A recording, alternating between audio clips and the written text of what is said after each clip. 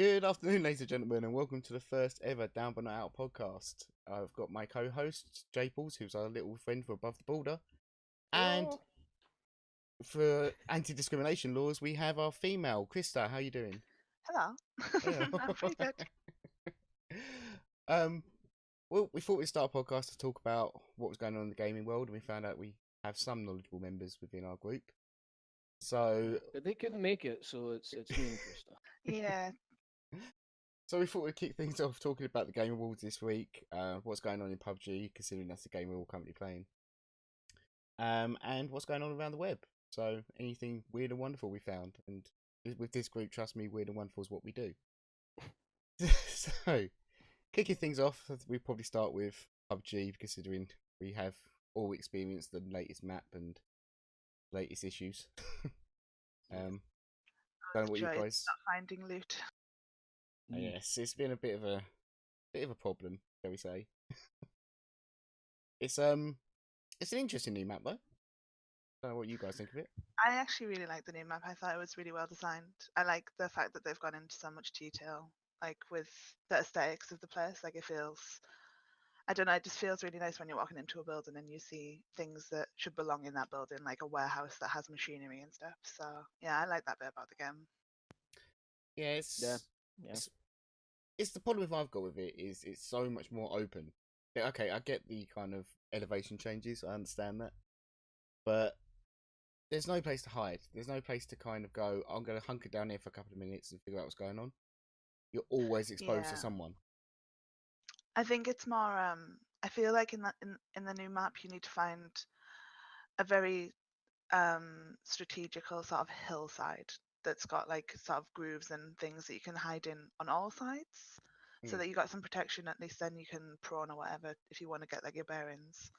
But other than that, like there's like shacks and stuff, I suppose. But yeah, Yeah, it's I don't know. There's the populated areas which are like scattered across the map, big populated areas, just get filled instantly, and it's a case of there's so much distance between that area and the next populated area that if you end up having to land outside of the town because you think, oh, I've got to divert, you are not making it to the next area. Someone will find you. Yeah, but I don't know.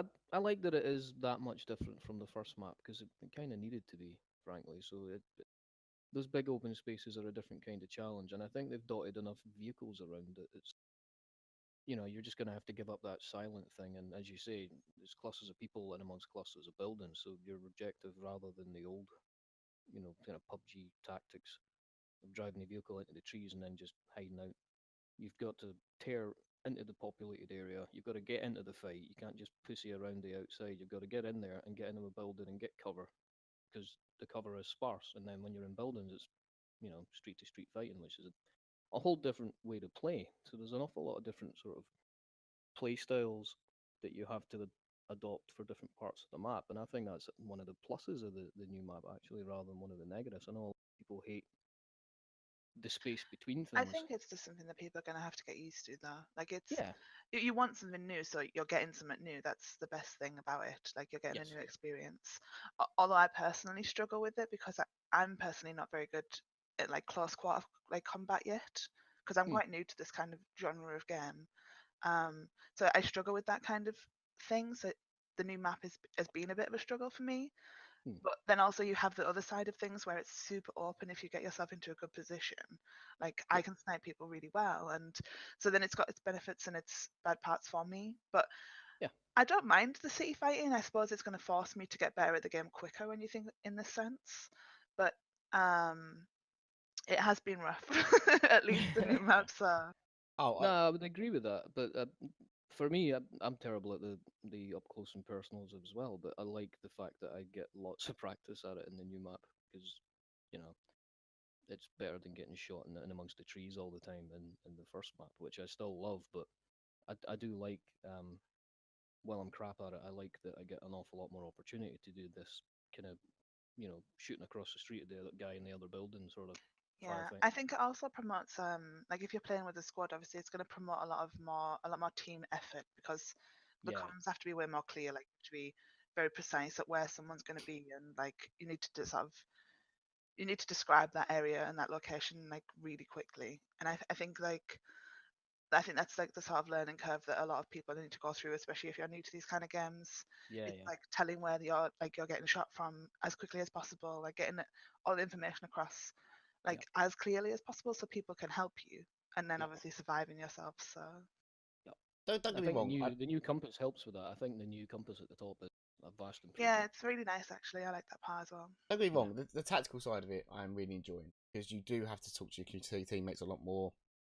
You can't just wander off by yourself because you will get killed, like, and you'll be miles away from them. The problem the bigger problem I have with it is it focuses in on one area that might be miles away from everything else. So unlike the old map where along the way you could like, oh, I need some meds, so I know where I've got to go, or I need this, I need that, and I know I can get that on the way. Here, there's so many wide open spaces where there is nothing except desert that you're already going in at a massive disadvantage. Even if you've got the higher ground, even if you've got the building that's the perfect place to be sitting at, if you didn't get a good drop at the beginning, you don't stand a chance. And whereas the other map, you've got plenty of opportunities to exploit everything around you. This one, you don't. I feel like in the first map you could drop in a relatively sort of not a hot zone, I guess is the best way to say it, and still come out on top. Like you know that you can like progress through the map and go to different locations that are not considered like hot locations and still find meds and stuff. Where in the new map, like I feel like you have to drop in a well populated area so that you can get some meds and loot and stuff. Yeah. And like you can't drop in the middle of nowhere, and you can't find like sort of you're not going to find the meds and stuff required to last you the full game. Yeah. So I've always, at least in the new map, most of my most successful games have always come where I've dropped in like one of the main towns, and then being able to sort of win the fights in the towns and then progress with the loot that you get from like that experience, you know. No, I mean, don't get me wrong. I mean, the up close and personal stuff. I mean, Jayples can attest to the amount of times I've said it. I enjoy being up close and personal. Like the ump is the weapon of choice for me. So getting into a building, using that, getting out, after killing 2 or 3 people, fantastic. I enjoy that.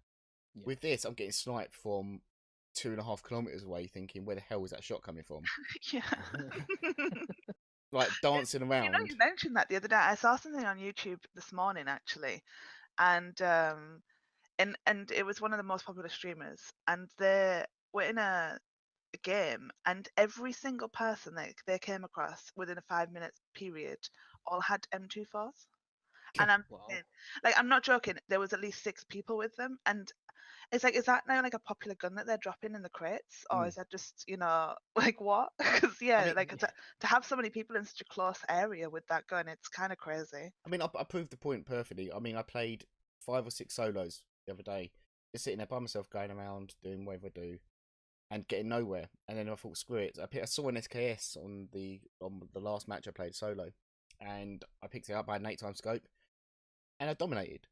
And that was the first ever solo win I had, was with that game in the new map, because I just sat there and sniped everyone, because it was just ridiculous. It was like, oh, this is how to win. Yeah, I mean, if you can find that gun, like if you can find a car or like something similar, and you can find a location, and you get into a location where the circle's going to be kind to you, like you're going to come out on top. I feel, because for instance, like I saw something yesterday as well, like another streamer, he was like downhill from like this little, it was just a house, and it had like 2 stories, and there was a guy on top, and he had an M24, and he must have killed like 6 or 7 people in the space of the time I was watching the stream. And I'm just thinking, like, he was so lucky to be able to get that house and have the circle come onto him and then have that weapon. Like, how lucky can you be? And I feel like that's where like the sort of battle royale mentality comes into it, I guess. Like, just that luck mentality is crazy. Definitely. I mean, I don't know if you've had a chance to try out the new vehicles yet. I love the little thingy, little camper van. Oh my god, amazing! The second I heard him laugh, I was like, yeah, he's been in the camper van, hasn't he? Yeah, we had an interesting game in the camper van. Krista was in that one where we went on a bullet-ridden tour of the new map. Oh god. It was. Yeah. It's I mean, it's an addition that didn't need to be there, but I'm kind of glad it is. Yeah, I love it. The comedy of it is just Oh, fantastic. Yeah, And I also, like it's a that. great big hunk of cover as well if you can get it in the right spot. Oh, they blow up well as well. Yes, they do. Yeah, they really do. Big fireworks show when that goes off. Yeah. The new the bike I've never seen a vehicle more out of place on a map. It's kind of a case if you stay on road, but the problem is all the roads are circular. So if you need to go straight, you've got a bit of a problem. You have to go over the mountains and stuff, and you will like flip over and die relatively quickly. I'd say out of the 4 solos I played yesterday, 3 of them I landed upside down on a bike and died. Yeah. Yeah. So although for me, that stupidity opens up so many opportunities for custom game modes. I would love to just have a survival, get from one end of the map to the other on this bike. Oh yeah, you've got like the Isle of Man TT. If anyone made it, yeah, exactly. Because PUBG version. It wouldn't even be a case of who won it. It would sort of almost be, did anyone get to the other side, or did they all die? Did everyone just? Because you're just flat out not allowed to do it on foot. You have to pick your bike up and keep going. If your bike blows up, you lose. I'm just reading through some of the patch notes from the 15th, a couple of days ago. Basically where they're talking about the road to 1.0. Like this game is supposed to be out in 3 days' time in its current state, and we haven't even started talking about the how do I put this? The things that should have been smoothed out but haven't yet. Like rubber banding constantly. That has to be my biggest concern, I suppose, about this game. Like, I feel like unless they get the core of the game side, what's the point in making new maps and making all of these things? Because so many people struggle. Like, for instance, this game has been out for what, a year now? My brother has been playing it for the better part of 8 months, and he still, like, he has to load in the game once. Like, he has to load up the game, go into a game, and his computer will crash, and then he'll restart his computer, and then he'll load up the game, and then after that it works completely fine. I mean, if someone can explain that to me, like, I'd love to know, because it happens every single time he wants to play PlayerUnknown. Then, of course, like, you go into the new map, and I've not had it with the old map as much, but the new map, the rubber banding is just, it's on another level. Like, it's like 3 steps forward, 2 steps back, 3 steps forward, 2 steps back, and I'm not playing on a bad computer, so I don't understand how people with poor computers or like mediocre computers can run this game, because surely they can't. I mean, I think they started optimizing from the bottom up, and I do kind of understand that, because if you look at the general player base on Steam, and you look at some of the various stats there are, especially when you go and have a look in what equipment people are using to play games on Steam, because it takes all the information, it puts it into charts for you. So you can actually go and read that right now, but it's all a lot of older hardware, which is fine. You know, people, if you have a PC, it's still more powerful than most consoles you're going to get out there today. Yeah, that's true. Well, yeah, but I don't expect, like, for instance, I didn't come into PC gaming with the computer I have now. Like, the PCs are the kind of things that you gradually get into, I believe, over a period of time. Because obviously they're not cheap, especially when you start getting up into the high-end specs. It's not a cheap hobby to have. But at the same time, like, I don't feel like you should need like an insane computer to be able to play something like PUBG, you know? What I'm saying is, I think they started optimizing for the bottom up, because if you look on through forums, or you look through little groups like Facebook groups and stuff like that, you see these people who have got very low systems, or say 3 or 4 generations old systems, who are getting really good FPS, who are getting lots of, you know, not a lot of the problems that we're getting now. Yeah. Although these are people who are happy to turn their settings down, and I think that's a exactly. large part I mean, of it as well. We play with a lot of people who play at like 30 FPS. You know. Yeah. I don't know about you guys, but if it goes below 60, I start getting panicked a bit. Well, mine's actually locked to 60 because of a problem I had originally with the game. Because for some reason, when I had the FPS unlimited, it would crash my computer. I don't know why. But so then I limited mine to 60, which I don't actually know how to turn off, but I'm going to have to find out, because it's now that they've fixed the game, or apparently fixed the issues. I'd like to see what FPS my computer can pull, obviously. So it's just. Oh yeah, since this new map came out, the new patch came out, 144 FPS locked is what I have come to expect from this game, and it's great.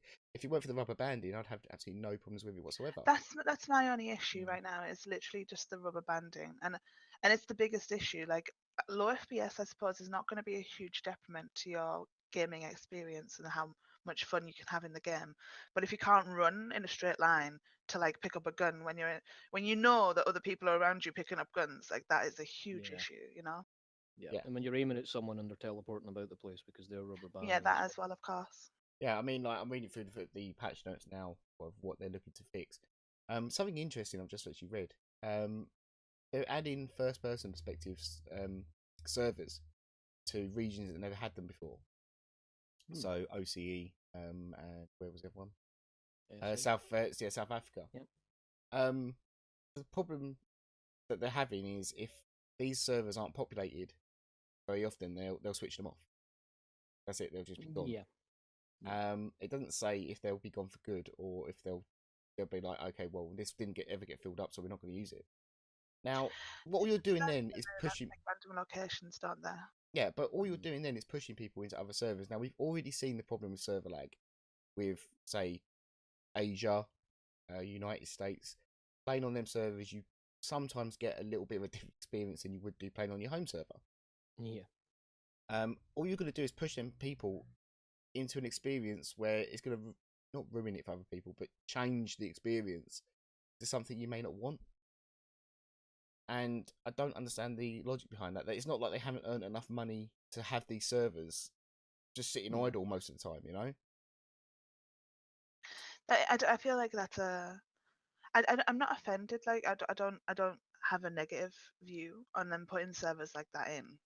But at the same time, would it not be better to have sort of centralized server areas? So like Europe that covers like, Northern Africa and stuff, and then Asia that covers Asia, America covers America, like that most other games do. Like would that not be more an intelligent approach? But with this, because it's obviously it is for all intensive purposes a first-person shooter / third-person shooter, where latency starts to become a problem, and obviously the further you are away from that server, the more problems you start having. So I get why they've done it this way and to kind of split the world up into like 12, 15 different groups, but at the same time, people still mostly play on NA or Europe. It doesn't matter where you are in the world. They're the two servers that are constantly busy. But I feel like that's a given, though, isn't it? Like, for instance, like in the middle of the night, we always play on NA, just purely because you know that you're going to get full games all the time. Yeah. What's the point in queuing Europe when it's possible at like 4 o'clock in the morning that it's going to be more difficult to get a full game? That's true. So, that's what I mean. Like, I'm not hugely offended by this whole server thing, and I don't actually get that much latency when I'm on NA. Like, I don't feel like I'm causing an issue to someone else. Like, if I get a tiny bit more MS than they do, for instance. Yeah.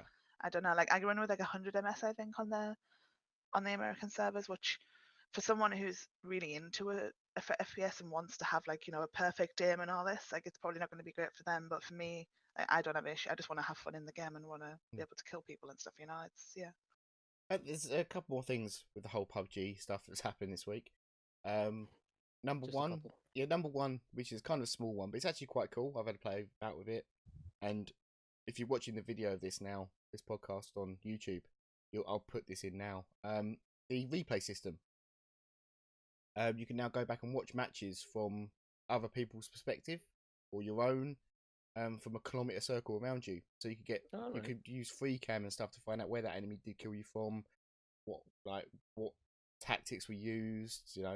It's really good for catching really funny moments. Like I was playing with Evan, father group the other day, and he flew a motorcycle into the side of a building, exploded immediately. And I could get the perspective of basically inside the wall of the building as the motorcycle comes towards it, and just watching him explode. It's hilarious. I didn't know they were adding that. That's actually a pretty good thing. Oh, But I'm thinking also from a competitive standpoint, because I've watched all the tournaments that PUBG have obviously had, and the spectator mode is atrocious. So I'm glad that they're working on these kind of things to make these things better. It's basically a watered down version of spectator mode, so you can only see a kilometre around you.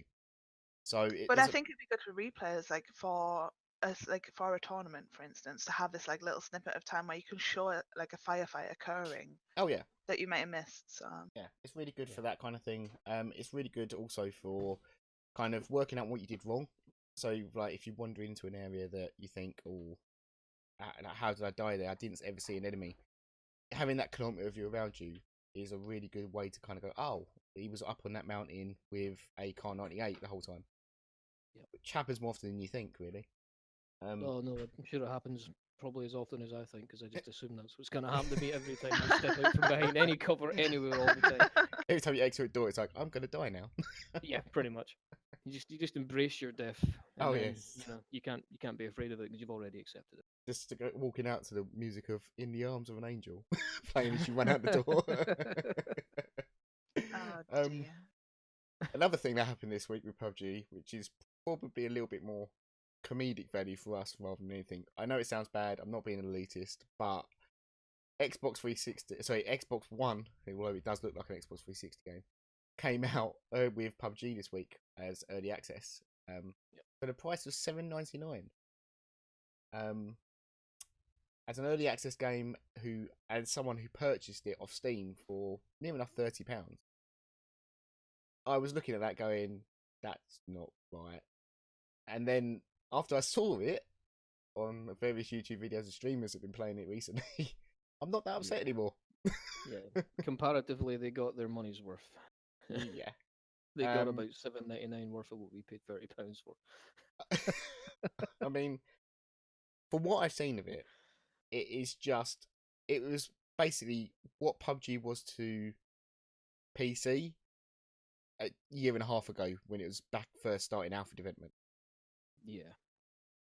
It's well, it's bad. It's just flat out bad. There's not much defending of it. You could dissect how it happened. Was it, is this from player unknown side, or is this from Xbox side? Is this a case of, yeah, we can totally handle that traffic spike, and just give us your test version, and it'll run, and then they've delivered it, and it's like actually the Xbox side of things just can't get the job done.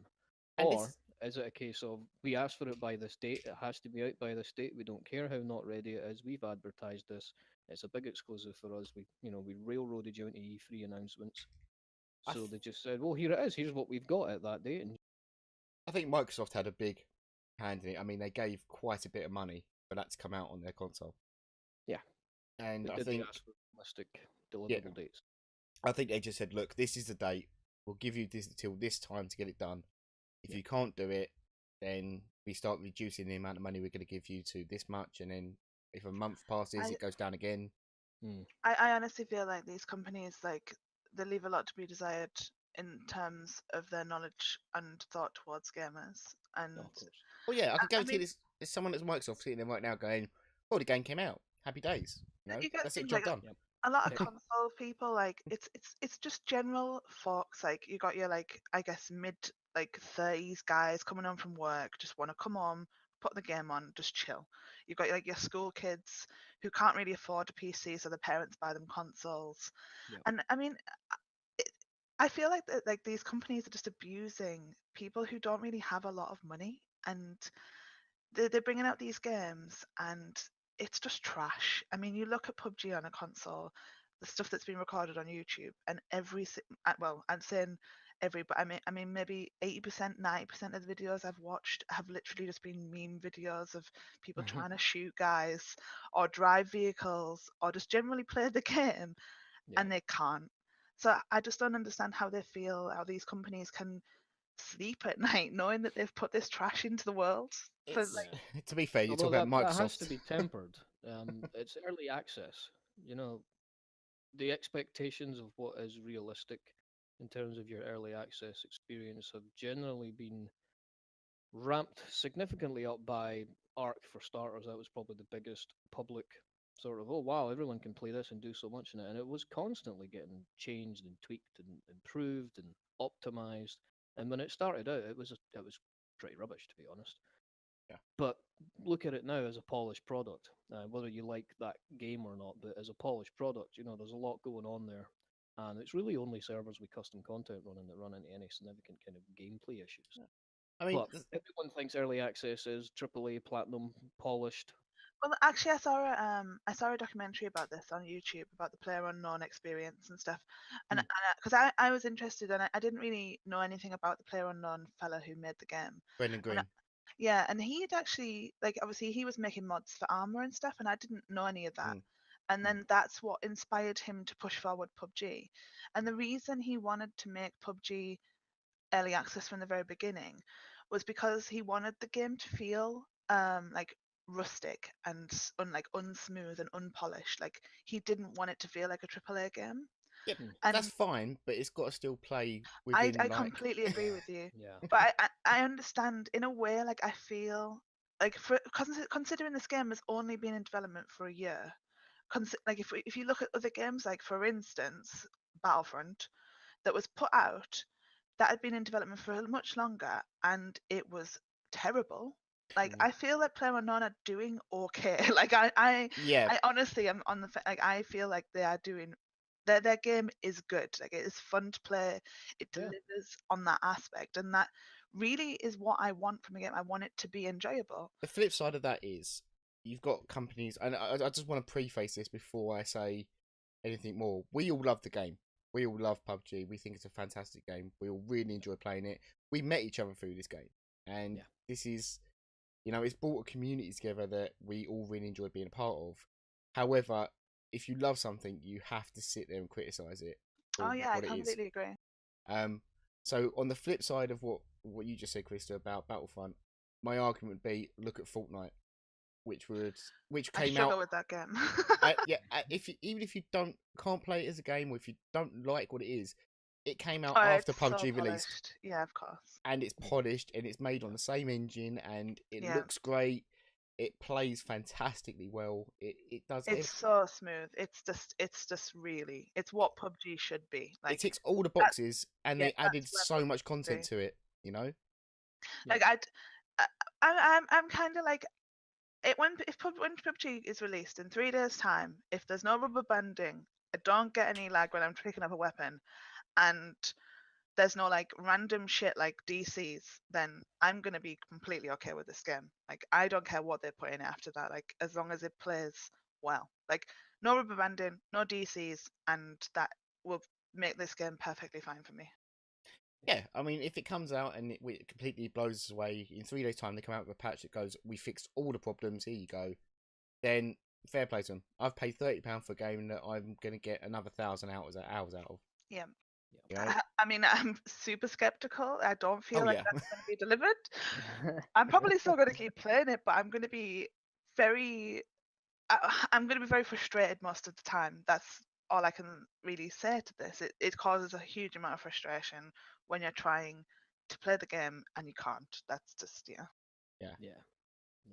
I totally I mean, agree. I think they've been clever with the release date. I think there's an element of, on the one hand, they get it out in time for Christmas, but on the other hand, not everyone sits and plays games on the run up to Christmas. It's quite a family. Yes, it gives them a bit of a layaway period. Yeah, it should, in theory, and I'm sure this was their thought process as well, is that spike you would have expected from release day when the new map goes into live server and all that.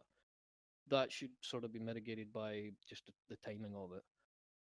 So from that perspective, as much as I'm a fan of, I temper my criticisms and I will judge them on the finished product. The finished product is almost here, and just as Krista's saying, I'll be looking for not rubber banding all over the place and only having to pick something up once and all that kind of thing. Yeah. So yeah, it'll be interesting to see how full release goes. I mean, the Xbox version is probably about 4 to 6 months away from getting kind of polished to a point where, if we're looking at the timetable that we had for PC, it's about 4 to 6 months away from stable. Yeah. The PC version, like you said, it's got 3 days left. It's so close. Like I think that's another point of frustration for me. Like the game it's literally on the edge of being where it needs to be for a release. It is almost there. It's just they just need to just do. I mean, I'm not a programmer. I don't understand how this kind of how what you need to do to fix these issues. Yeah. But why are they not focusing on these issues? Like these are the main problems. They don't even need to worry about new guns and things like that. People don't. I'm not bothered whether they put a new sniper into the game if it continues to ruband. I'm not going to want to continue to play if they don't fix that. Have either of you guys played the live server in the last sort of week? Yes, I can't play it anymore. Yeah, it's been horrible. Because I've not been on it since the test server brought the new map up, so I don't know what the live server is actually playing like. It's basically I could play it, like I said, 144 FPS all day long on the test server, no problems at all. Plays fantastically. Even the old map has been optimized for it. I go back to the live server and I'm getting drops. I've got a 1080 Ti that I'm sitting at 40 FPS on the live server, Oh, God. and it hurts to play. Yeah. It's not smooth. All the animations haven't been updated yet, so it still feels the old clunky mess it used to be. Back then, you could get around it because you had a group of people you loved playing with who you just didn't care. Yeah. You were there for the laugh. But you didn't see that though, did you? Like before, No. you didn't see that problem. But now that they've implemented all of this new stuff onto the new map, I think you saw it. You just didn't think anything you of it. didn't 'Cause it's like, register it. yeah, it's like Yeah. in the back of your mind, you're always sitting there with, this is early access, so I have to accept that this is going to be the thing. And this is the second early access game I've ever bought, and I've experienced problems with the first one, and this one, obviously, I was experiencing the same. Do you know, like for the first game that I played on, like, you know, the new map, like it was so smooth. I don't understand. I think it's because people are still patching it and stuff. But Well, no, they swapped over. They're using a different engine now. okay. They upgraded the engine to the next stage up, and I don't actually know the technical terms for it. I honestly wish, like, that first game I played, we got loads of loot, we dropped in a really hot place, killed loads of people because there was no lag, no rubber banding, didn't have any problems with any loading issues, no disconnecting. No.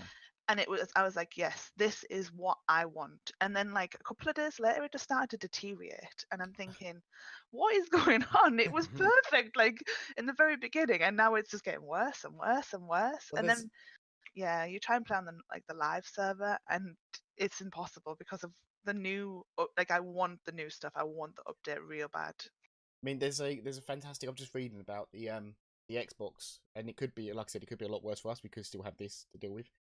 Yeah, but of there's course. a really good article by Eric Kane on the Forbes website, and I've read quite a few of his articles in the past about his perspective on gaming in general, not just like video games, but the whole kind of area and the whole kind of business of it.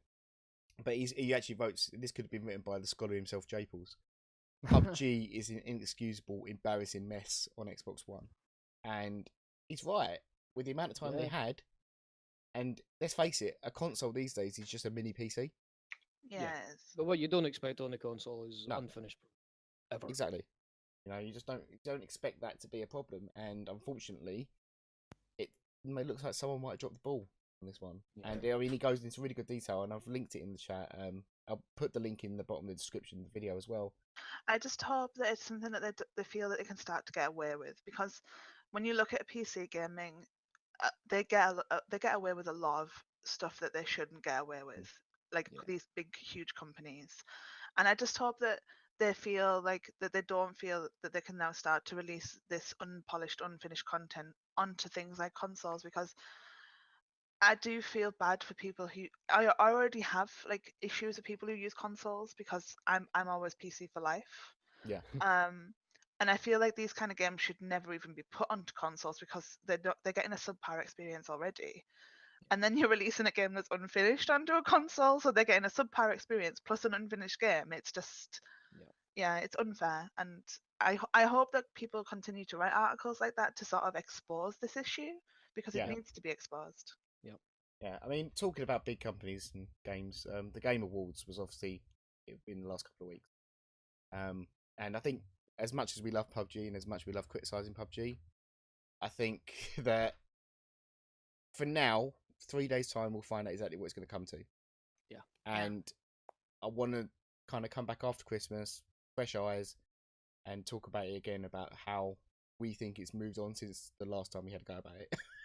Well, I feel like PUBG, it's definitely it's coming to like a sort of D-Day, where you're gonna have this point where because there is already Fortnite, for instance, and I know a lot of people are already playing Fortnite instead of PUBG because of the lag issues. Like a lot of my friends, although I'm not personally, because I don't like Fortnite as a game, I am worried that a lot of people will swap to other games, and then Fortnite will just get left. Not Fortnite. PUBG will just get left to the wayside because they can't fix their issues. I'm tempted by Fortnite the longer the PUBG issues drag on for. I'm one of those people who's starting to look at it as something that I dismissed, and now not so much. Oh yeah, I mean the last few days I've been playing other games. I'm not gonna lie. Yeah, I mean, you're looking for core games, though. You're looking for this battle royale experience, and if you can get it from a game like Fortnite, then everyone's going to just swap there and go and do that instead because it's smooth, it works. There's no lag, there's no rubber banding.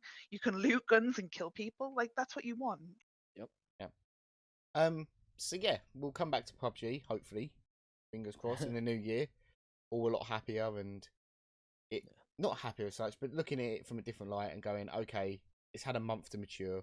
What's gone on? You know, We'll be able to put our rose tinted glasses back on and look at it as a game that we love once more. it's like, oh, I remember this. It's fun again. Like I said, the Game Awards happened the last week or so. Yeah. There were a few shock surprises. I've dropped the link in the chat for you. I do have to ask, by the way, did you actually watch the Game Awards?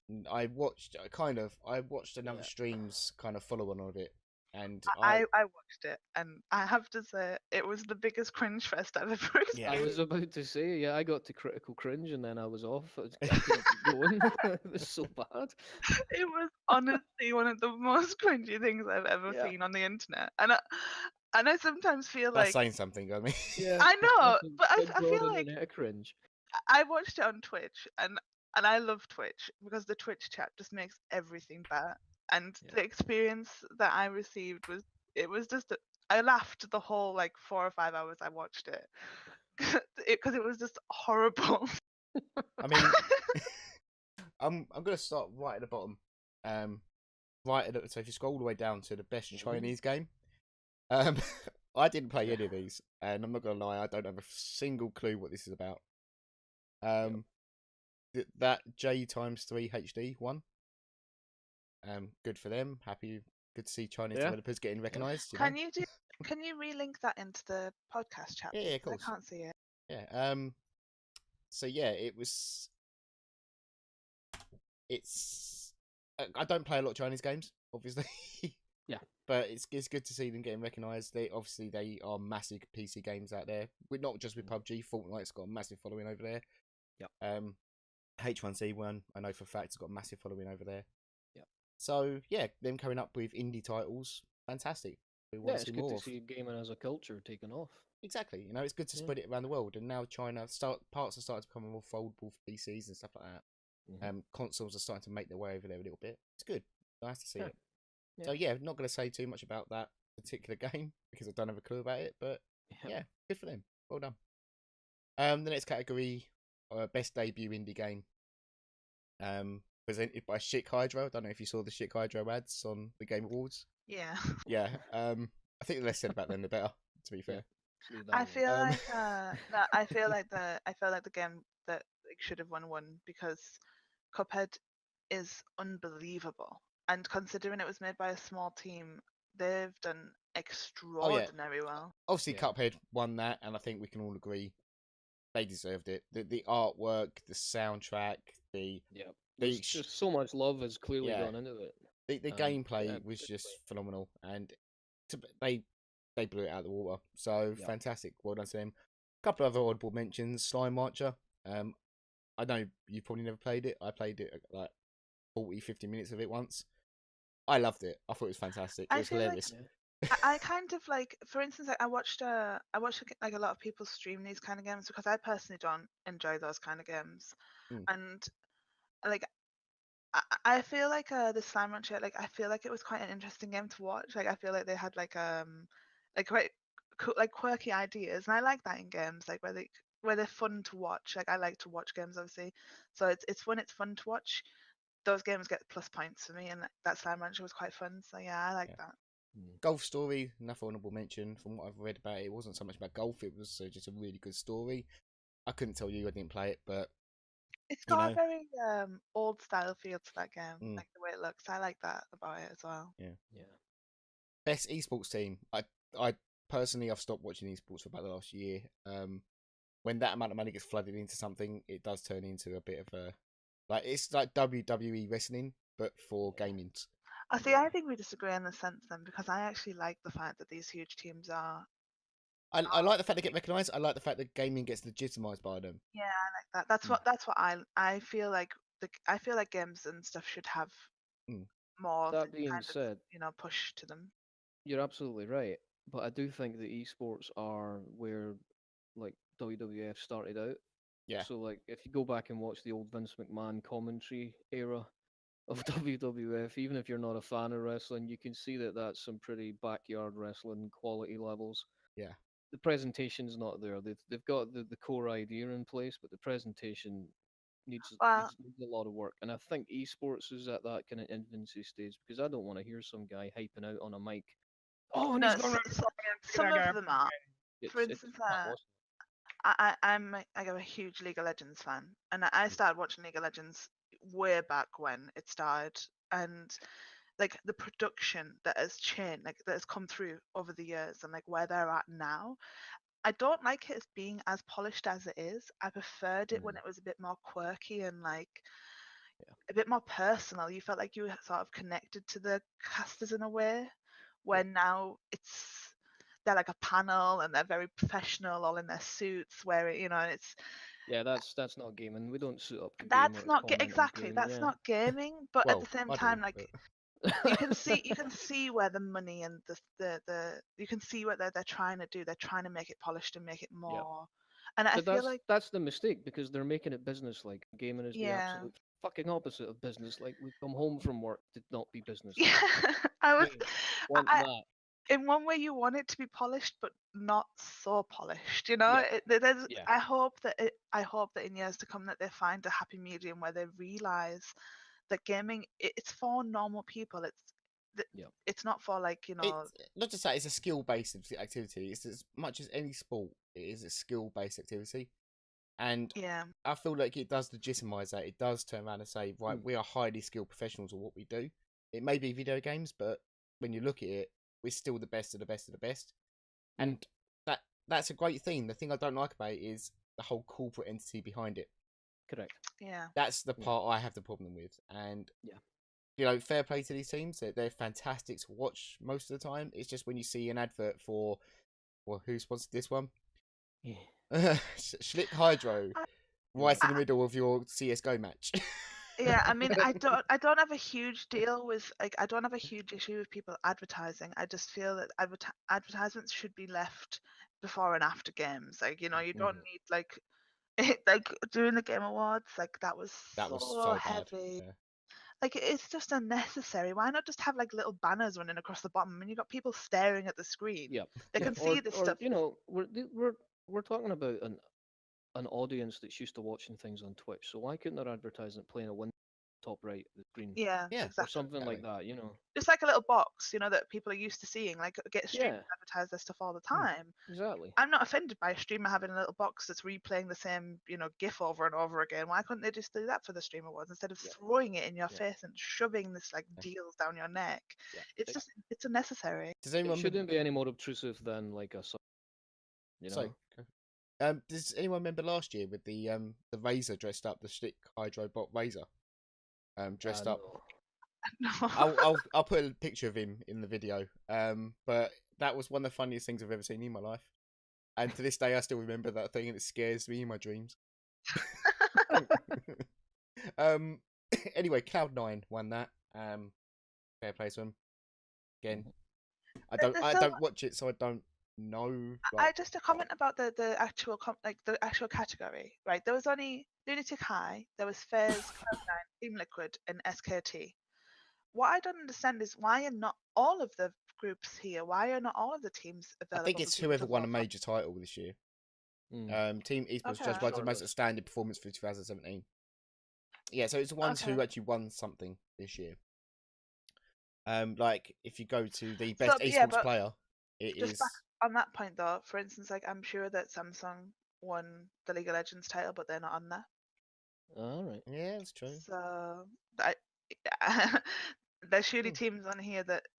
What was the one that won the PUBG tournament, for instance? They weren't a big team, right? I don't know if you can count it because it hasn't got an official league. But this is still my issue with this category. That they should have had more teams for people to vote for. Like these are not representative of everyone. Yeah. So that's my issue with that particular category. Yep. Again, it's corporatization, really, isn't it? These are the backed teams, and they're the ones that are getting the representation. Yeah. Another thing. Another category that I can't obviously comment about. Krista, you're an esports kind of person. You know pretty much what goes on. I don't. Yeah. I mean, I feel like Faker should have won this when I'm looking at the Yeah. category. Like Faker is legitimately insane. Yeah. Like this guy, he has been the best League of Legends player since what, I don't know, maybe 4 or 5 years ago. And for someone to continue this level of play for that long, yeah, they deserve this title, man. It's crazy. Yeah. So I mean, they're all professionals in their own right. I have no problem with any of them winning the trophy. To be fair, they're all legitimising what we do. So happy days. Good. Yeah. You know, more power to you. Mhm. This is another problem I have. Best esports game, and I want to go into this one kind of a little bit. Esports in general are games that have leagues, have a long running association with being played by teams around the world for various different teams of professionals. Overwatch hasn't even got a league starting yet. Its league starts in a few days' time. It hasn't got an official league. It's been out. It is a game for esports, I suppose. But Can I just make a comment about this? Yeah. I don't know if any of you guys follow this, but I follow the esports thing quite strongly. Like I have friends who cast and stuff for Overwatch. Now, the latest Overwatch tournament, Dr. Disrespect had more viewers on his normal channel than that Overwatch tournament had. Huh. So, can Yeah. someone please explain to me how Overwatch could be voted the best esports game it's not. against something like League of Legends that consecutively every single week throughout its summer and autumn and There's a winter league now as well, doesn't it? yeah, through all of those leagues, it consecutively pulls over 100,000 people watching it every single time it's on. How can that not be considered the best esport when I'm you not have being that many viewers? Rocket League has its own league. It has a league. It has a championship. Everything. CS:GO, well known to the whole world that it is a esports game. You know. Yeah. Dota 2 is same as League of Legends. Same level, yeah, exactly. You know, Overwatch doesn't deserve that title. I'm sorry, it just doesn't. It just no. As soon as I saw it, I'm thinking to myself, I wonder how much Blizzard paid this, Game of the Game Awards. I wonder how much they paid for this title. Yeah. Well, I mean, when Because- Overwatch came out, it was promoted so hard, and they Yeah. sponsored so many streamers to play the tits off it. You know, it really does Yeah. feel like it won because Blizzard. I've touched it for a Because grand total of Blizzard has a 20 massive minutes. fan base. 20 minutes this year, and I can tell you that there's games out there that make better viewing and better playing than Overwatch. Yeah, I don't feel like it adds a great deal more fun than you can get just booting up a good old-fashioned game of Team Fortress 2. Oh yeah, yeah. Frankly.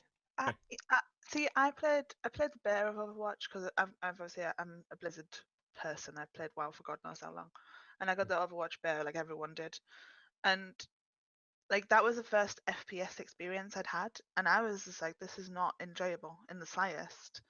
And then obviously I swapped to like PUBG, which is the battle royale FPS kind of style, which was so much more fun to play. But I actually bought Overwatch yesterday because it's on sale. Because I thought, right, I'll give it another go now. I've had some more FPS experience, and it's still I'm still not enjoying it. I don't know if I'm just gonna have to force myself to play it until I maybe find a champion or something that I like. But I don't know how that game won this esports of the year. It's just it has to be Blizzard pushing it. That's all I can say.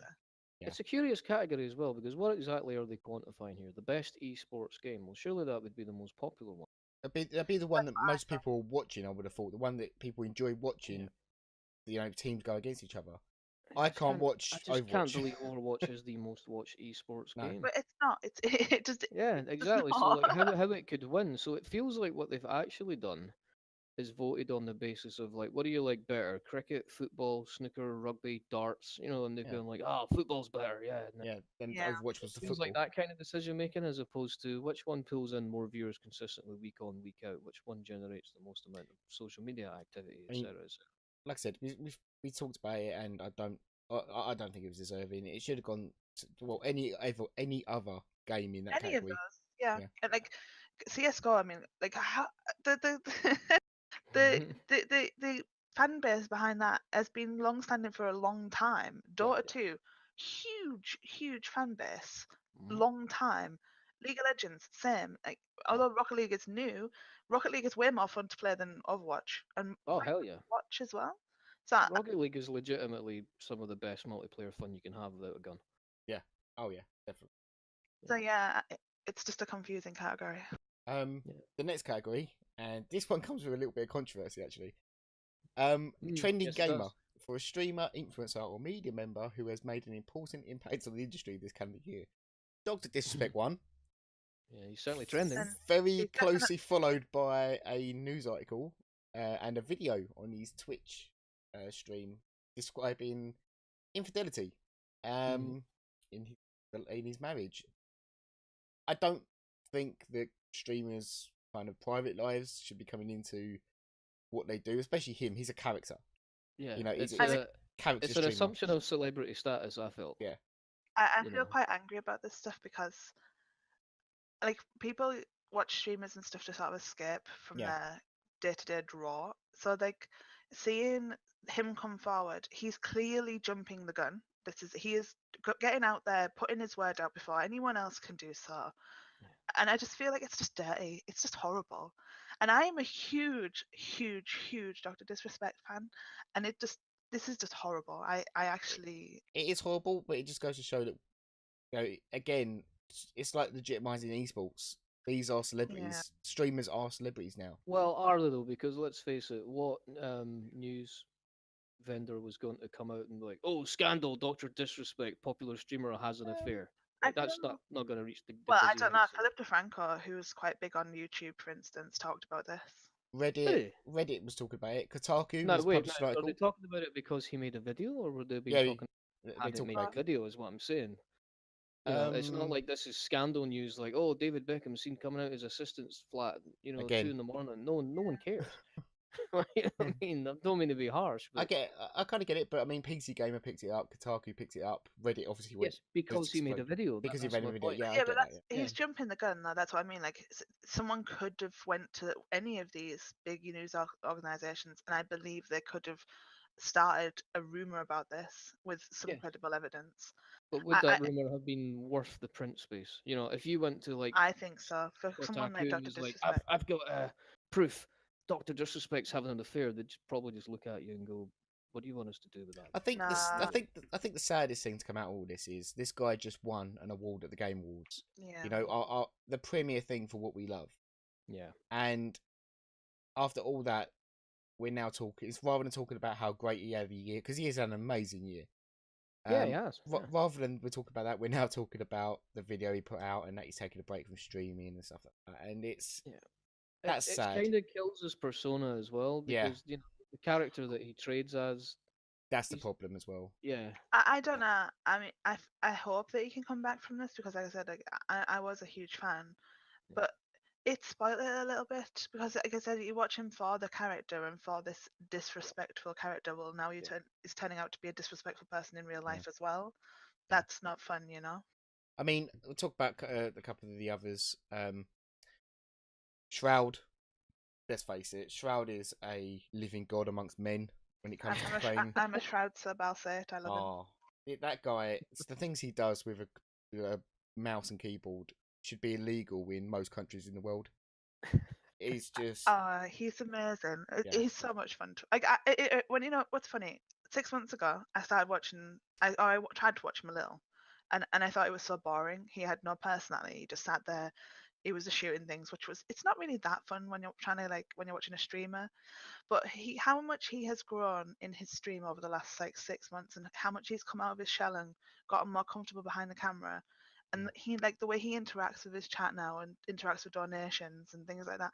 Like he is getting really good, and I think he's really fun to watch. At least I looking back on this now, I actually wanted Shroud to win this category because I feel like he's good at what he does. He's so good at PUBG and those kind of FPS games that he plays. And on top of that, he is becoming more and more influential and more good, more better as a streamer. Yeah. Yeah. And it's just Steven It's one of Spone. the faces of streaming. If you had to explain what streaming was Oh to yeah, someone who didn't know what you were talking about, Yeah, you'd of probably course. point straight to Shroud before you would point to Doctor Disrespect. In fairness, but Yeah, I of mean they're the course. complete opposites of each other. Let's face it. yeah, they are. But mean, I don't want to sound like I'm ragging on Uh, Doctor Disrespect because I enjoy his streams a great deal as well. Actually, mm, I think I love the persona. I thought it was hilarious. I love when he turned up to his TwitchCon in the sports yeah, car and everything. yeah, Lamborghini. Yeah, Yeah. I mean, I thought all that was great. But yeah, I mean, if someone was trying to get me to explain streaming, I'd probably point to Shred. yeah. I mean, a couple of one other mention. The other two I haven't watched for a long time, but Steven Spone, Able Gamers, a guy who a disabled gamer, and we've seen quite a few stories of this recently about players who, like, there's that one guy, I can't remember his name from what's saved my life at the moment, who could play PUBG using his mouth and his tongue. Yeah, you're talking about Rocky No Hands. Yeah, that guy. I mean, full respect. I'm actually I can't believe that, like, he's better than me and he doesn't have hands. I mean, it's just insane to me. Like, he is incredible. That guy is a story to all of us that no matter what, you can do anything. That is cool. I love that. Yeah. Yes, of course. I don't know who the two people at the bottom of the category are. One of I them's don't know. one of them's a host. Andrew Rene is a host on What's Good Games.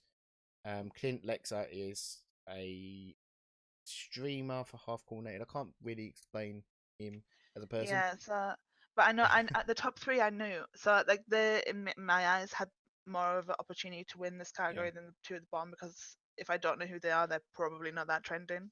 So it's Or Yeah. they're perhaps a bit more niche for the moment, but then perhaps. streaming is still exploding. Yeah. Yeah. Next category, best student game. I think we can kind of like quickly go over this. Didn't play any of them. These are the next generation of game developers, and we've just got to realise that they need to be acknowledged too within this. Absolutely. Yeah. And from what I've seen from the screen, the art and some of the videos I watched, fantastic. Get these games made. Let's do it. The thing I like about this category is the fact that I feel like it's pushing, obviously, our generation of people understand this, and I feel like there needs to be some recognition in a high like level thing like the Game Awards for people coming up and just starting, so that it gives students, like, college level and high school level students, opportunity to sort of showcase their love for gaming. Yeah. And that's what I like about this category. I mean, that Yeah, it's an eye to the future of gaming. It's not going to be the same guys making the same games over and over. It's just like any sport. If you don't focus on the youth level, sooner or later the rot will set in at the pro level. Yeah, exactly. And these guys hopefully don't get eaten up by like EA and Ubisoft and that lot. Go and set up your own indie. Go and build the game you want to go and build. And further up in the categories, there's a game in there that I personally think that the gaming space needs, and I'll go through that when we get up there. But it's nice to see Level Squared won. Congratulations. Well, I was a bit surprised because I obviously have not heard of any of these games, but when I was watching the Game Awards, they obviously had little snippets of each game. Yeah. And Level Squared seemed a lot less polished than some of the other games they previewed. Like, for instance, Falling Sky looked phenomenal, and I couldn't believe a student made that game.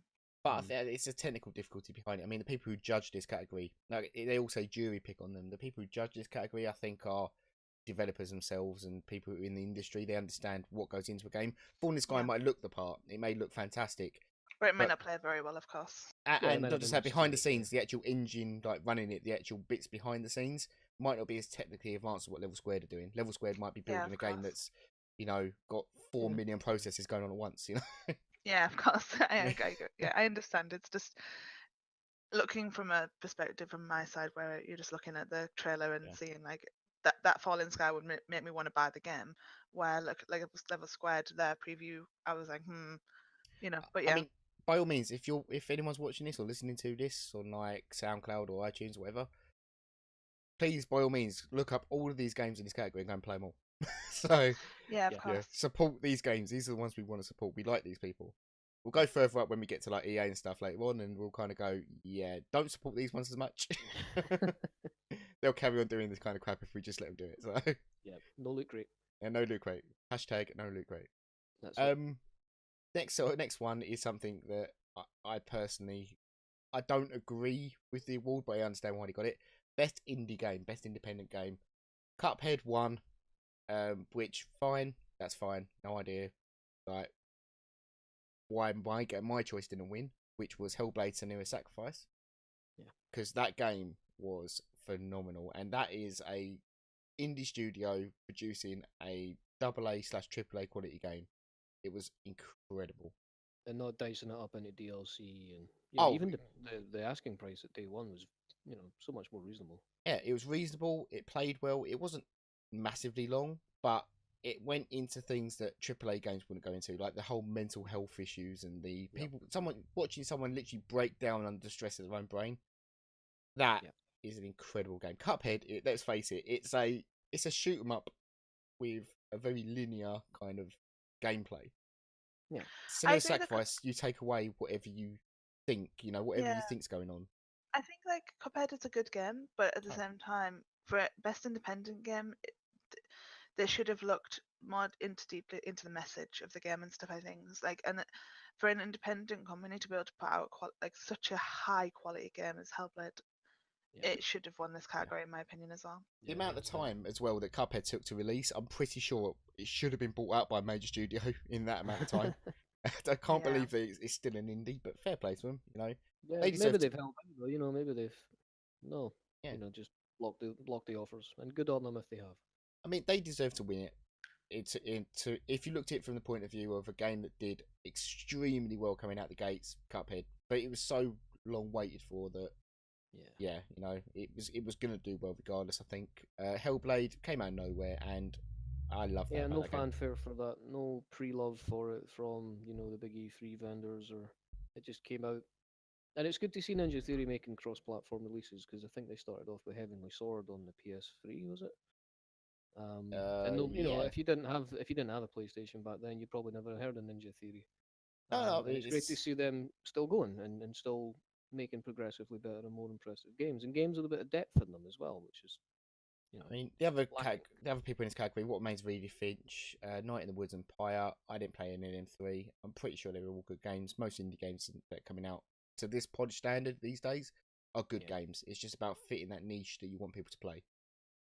And the general population wouldn't be playing these kind of games. Cuphead might be the exception to that. Yeah. But they're very niche to whatever you fancy kind of thing, Mm-hmm. But then those niches are there to be filled. The AAA titles only cover the top. It's always been the way, really, isn't it? Yeah. Most anticipated game presented by McDonald's Mac Cafe. This is what we're talking about. Yeah. It's just unnecessary. Yeah. The Last of Us 2, Red Dead Redemption, Monster Hunter World, Marvel Spider-Man, and God of War. Now, all of them are highly anticipated. I mean, all of them are there's little groups around the internet currently now sharpening sticks to go at each other. Last of Us 2 won. Fantastic. It's a good game. It deserves it. From what I've seen of it anyway so far.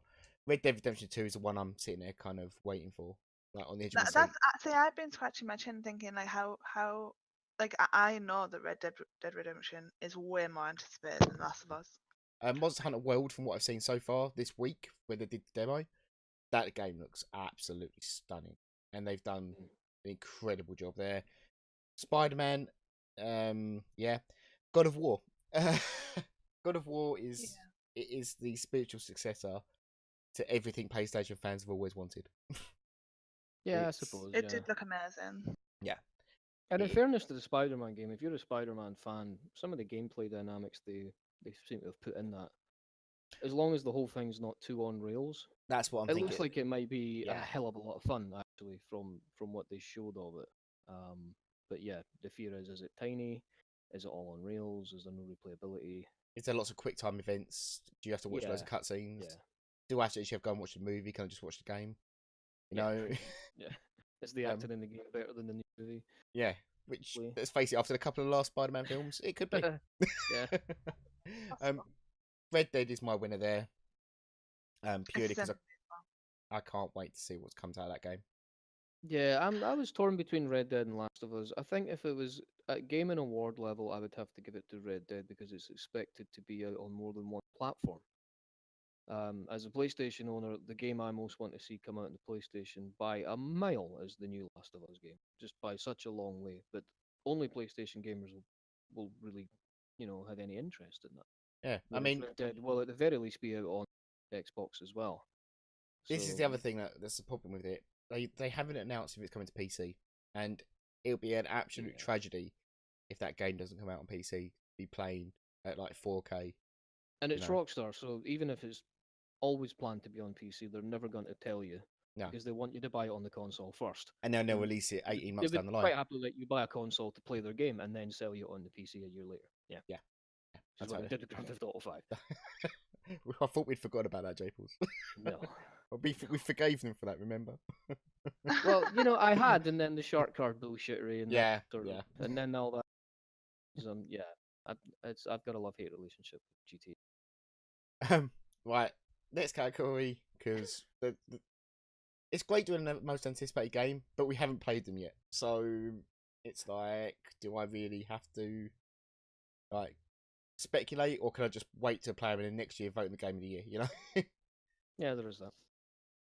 Best multiplayer game: PlayerUnknown's Battlegrounds, Fortnite, Call of Duty World War II, Splatoon 2, Mario Kart 8 Deluxe, and Destiny 2.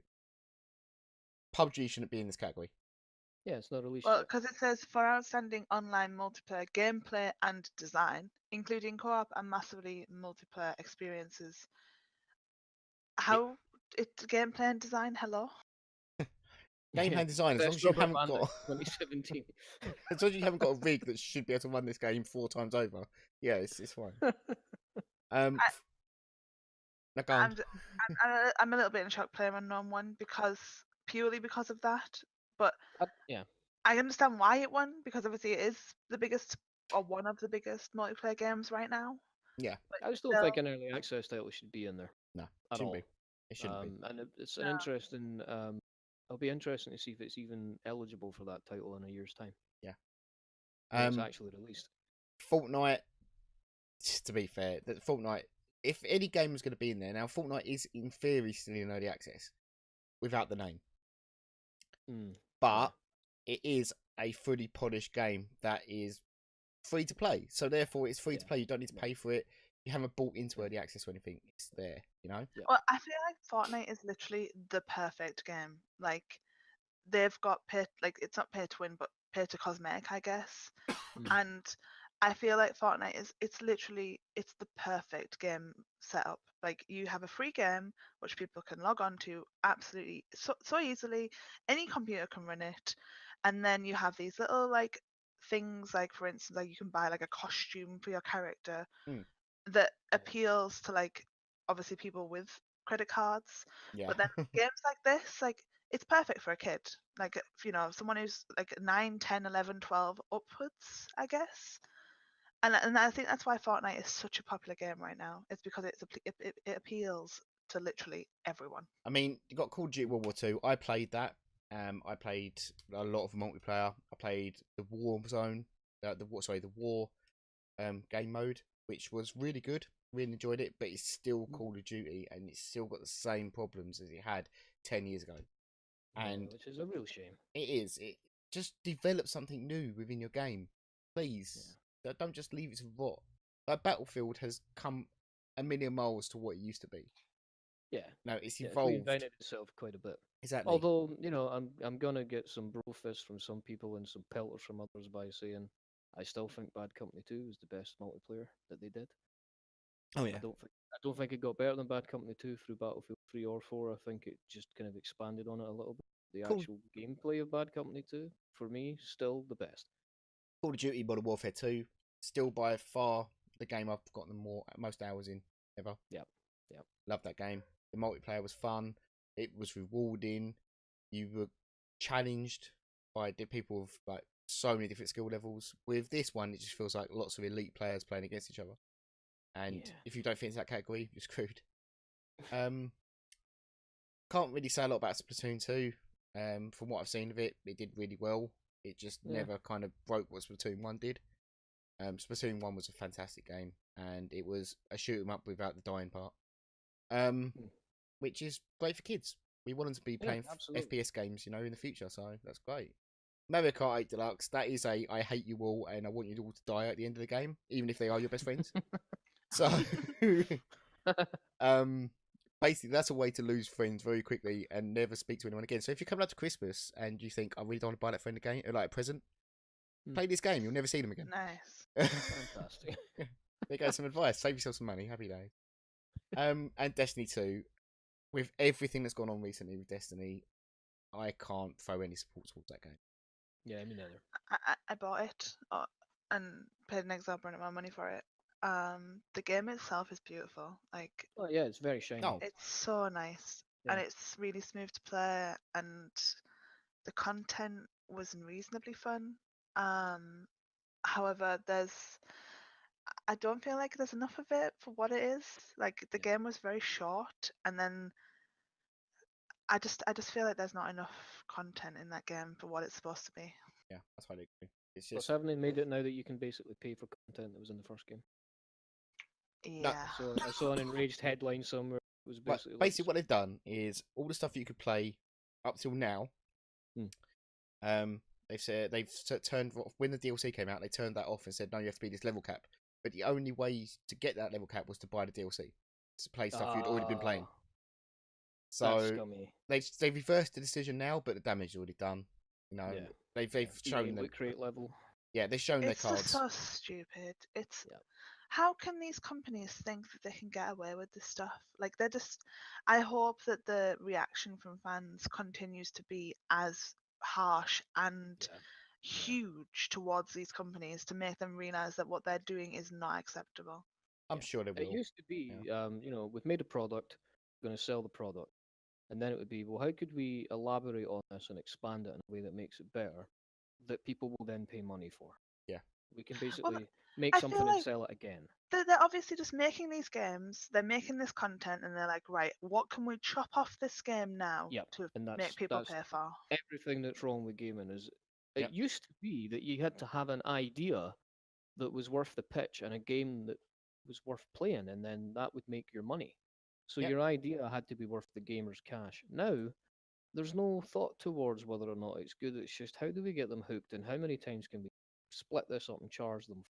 It's maximizing money making, Yeah, it's and wrong. it's killing gaming. It's why indie games have exploded so much, is because so much of the AAA market is just toxic and unwelcoming to the gamer. I just hope that soon these huge companies realize that they can make money from cosmetics. They don't need to butcher their games to make people or to make money. Like, they don't need to. Like, people will pay £80 for a Star Wars game, and then they will pay hundreds of pounds more to get that special shiny lightsaber or that special shiny armor. They will pay it. Oh, And when these companies realize that, like, then the gaming industry will become a better place. that's trust me. When we get further up here, you want to save that argument. Trust me. Yeah. The next category is best sports racing game. None of us play these, I don't think. No. Forza Motorsport 7 1. Yeah, that's about all I've got to say about that. Yeah, it looks stunning from what I've seen of it. It looks great. FIFA 18 is on there. PES is on there. I'm not surprised that is the. Yeah. It's them games that we just don't play. We're not sports. Apparently, FIFA was terrible. If you're a big fan, apparently 18 was just. Oh. Well, we didn't win, so we're happy. I'm sorry, guys. I'm a typical girl. These games don't appeal to me. Coming next year, Gymnastics 2018. Anyway. Oh, no. That wasn't sexist, by the way. So. No, you just Too late, all you've those said it. gymnastic dudes. Oh well, the power of editing, eh? Anyway, the next category is one that I'm pretty sure me and Jayples have. Yeah, Yep. me and Jayples have a big problem with. Right, I'll go through it. Best strategy game: Mario vs Rabbids, Kingdom Battle, XCOM, right now.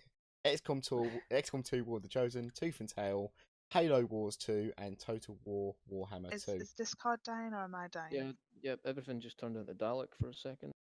I can still hear you fine. Oh no, Oh, it's just Chinook. Hang on, we'll take a. Sorry about that. Bit of technical difficulties, but we're back. So Jayples, Yes. XCOM 2: War of the Chosen. Yep. Why didn't it win Best Strategy Game? You may well ask. Nintendo fanboyism, Ubisoft checkbook. I have no Um, idea. mm, Honestly, for me, it was hands down the winner. yeah. Oh, Hands down. million times over. The I only mean, I'm sure Mario and and Rabbids Kingdom Battle is a hell of a lot of fun. I'm not dissing it on the fun stakes. I just, let's remember we are actually given the award for the best strategy game, not the best arcade strategy game here. You I, want to talk about strategy in depth? It's got to be XCOM. It has to I be. I get offended by games like Mario win in these categories. To be honest, Yeah. I, I I, feel they're not. They don't have a place in these kind of categories. I'm with you 100,000,000%, Staples. The one thing I would say about Mario Rabbids is that a whole new generation of kids have now got involved in this game, loved it, and are now looking, what else can I play? And XCOM is going to be straight on their Steam list when they grow up, and they're Yeah, going you to would play hope it. so. You know, Yeah, that's you why would that's the only hope, little tiny sliver of hope I can take from this entire thing. Is that Yeah, trying to Yeah. extract some positivity out of this. one day them kids are going to grow up and see XCOM and go, I wonder what that is. Oh, it's like Mario and Rabbids. I've got to play Yeah. it. That's the But only then, good thing. why then didn't Mario Kart 8 win the best sports/racing game? I don't know. Nintendo You budget know what just I wasn't mean? big enough to pay for both Oh, games. it's Microsoft. Hello. Microsoft going up against Nintendo. It's going to be Microsoft every time, isn't it? Yeah, Yeah, no, yeah, in other category, yeah. um, yeah. quick shout out to Total War Warhammer 2. Yeah, that was excellent, I really actually. enjoyed that game. Yeah.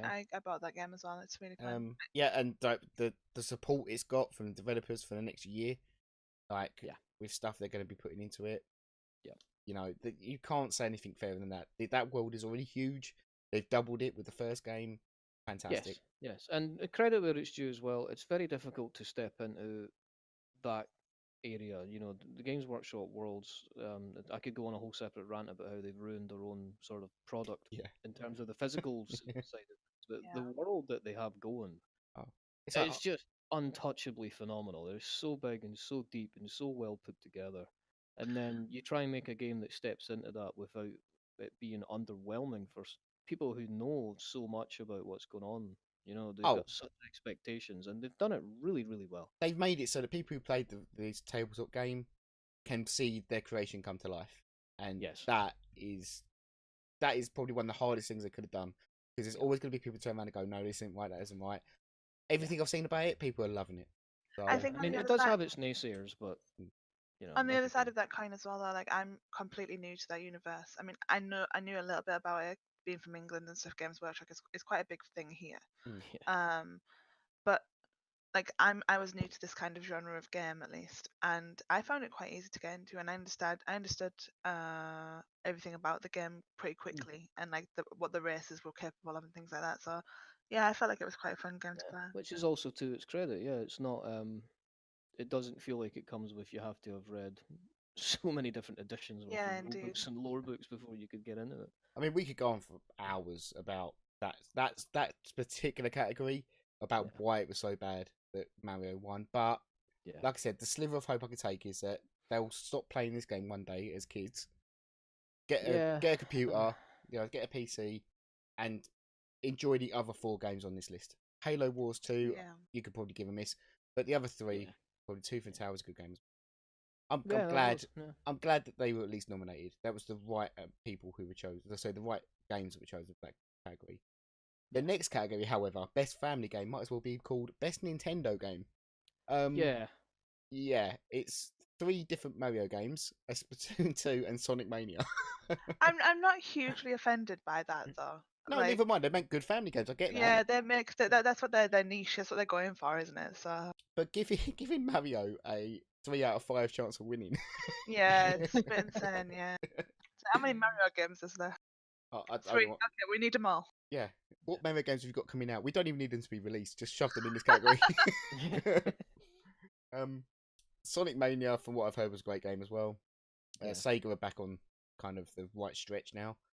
Splatoon 2, again, it should have got recognised, I think, at least, but fair enough. Super Mario Odyssey, from all intents and purposes, from what I've heard, I know a couple of people who are playing it in real life. they love it, and they say the world is incredible. So that's great. You know, all for Mario. We love Mario. We probably played up Mario as kids. You know. Yeah.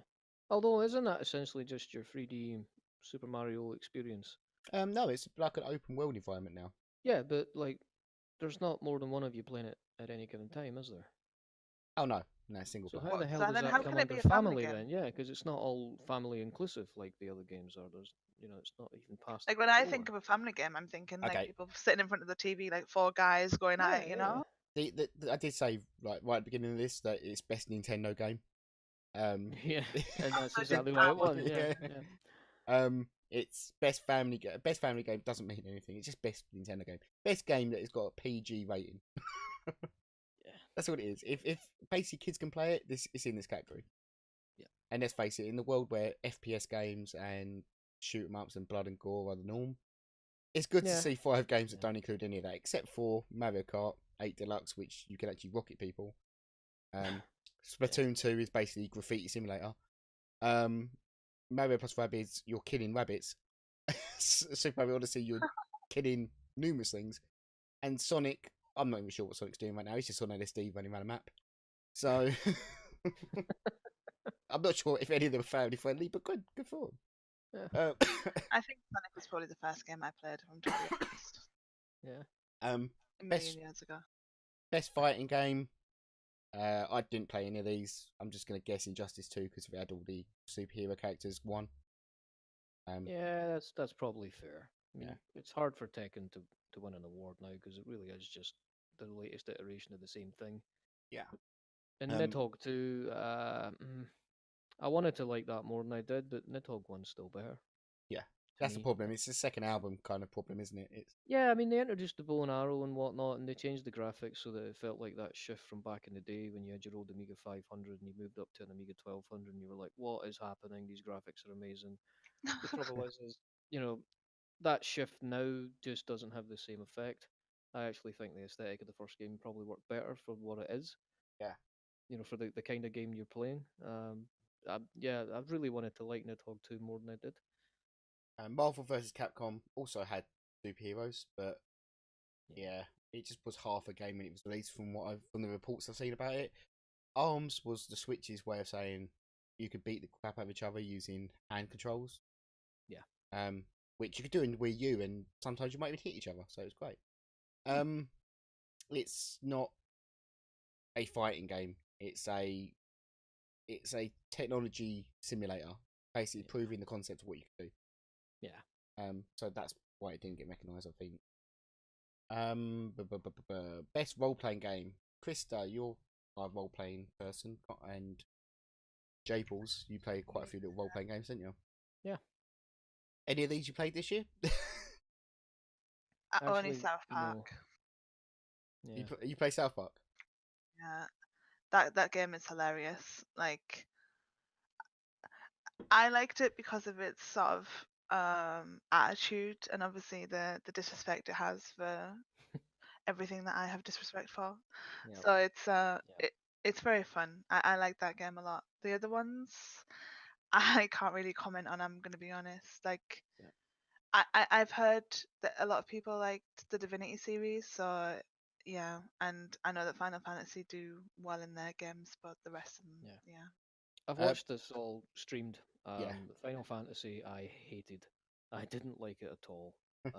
I know it seemed to be the Marmite Final Fantasy. Some people loved it, some people really didn't, and then the really didn't category. Persona 5, not my thing. Persona 5 had that big streamer controversy where they said you can only stream up to this certain point. That's right. And if you And do that anything, pissed me off. yeah, if you do anything past this point, then we might take your channel down. It's like, no. What I don't understand is why even allow then? Why allow people to advertise? Why try to use streamers for that advertisement and then block them? I mean, that doesn't make no sense to me whatsoever. It's In the absence of hype, create controversy. It's a Japanese game with a Japanese publisher, so I hate to say it, the Japanese. It's a very Japanese game. Yeah, the Japanese kind of board members who sit on these big companies don't like the idea of streamers. Like they see it as cheating the gamers out of their game. where I Mm-hmm. see it completely differently, and I guess a lot of streamers see it differently. Like a lot of gamers see it differently. I wouldn't have bought PlayerUnknown if I had not seen it streamed. Yeah, same. Yeah, true. Yeah. So at least for me, like I buy a lot of games through what I see being popular on streams. Yeah. And at the end of the day, that argument of but it spoils the game for the gamer. Well, no, it doesn't, because you're not forced to watch it. No, exactly. Yeah. I But at the totally same agree. time, though, like at the same time, on that, it's not that you're forced to watch it. Like I see someone else enjoying it, and it makes me want to play and enjoy it for myself, and Yeah. choose my own difficulty and choose my own character and choose my own way of Exactly. playing the game. So I don't see how that argument is valid. Yeah, Yeah. it doesn't hold up. I mean, I follow a decent handful of streamers now. And there's one from way back in the day. I used to only follow just the two, and one of them was more of a kind of a open world gamer, and the other one was kind of a multi streamer, and he would play games all the way through. And I really enjoyed watching his content. But occasionally he would play a game that I wanted to play, and so I wouldn't watch his streams while he was playing that game because I didn't want the game spoiled for me. Exactly. I Single player enjoyed games, the you fact know. that this was happening. I was like, oh, spoilers. Oh, man, now I've got to sit here and watch it. I just kind of felt like, I'll go do something or watch something else. There's certain games like Fallout 4. The reason I bought Fallout 4 was because of watching streamers play it. I watched Carnage play it, and I watched it and went, I have to own this game. So these companies don't realise that advertising, especially free advertising like they do with streamers, it's perfect. Like Coding, as far as I know, didn't get the game free. He bought the game, played the game because he loved the game, and I bought it because I watched him have as much enjoyment. I got hundreds of hours out of it. So I think the real problem these people have is something that I consider a benefit of streamers that they will obviously consider cancer to their bottom line, which is there have been games that I have watched, Final Fantasy being one of them, for example, and have been informed enough by that viewing to decide I don't want to buy that. Yeah. I wouldn't spend my money on this. I can make an informed pass. Yeah. I honestly believe that, that is, it's either that's going to make or break your game. Like that's why companies should not put out crap games. Exactly. Like if your game cannot uphold itself on a stream and you're still not gonna get those sales, then you've made a crap game. That's basically all I have to say about that. Yeah. It's I one miss of the the days things. when it was just expected. If you're bringing a game out, where's the demo? Yeah. Once upon a time. But they do. where's They the call it. demo? They call it a beta, which you can get access to if you pre-order the game at $69.99. Yeah, if you've already got it.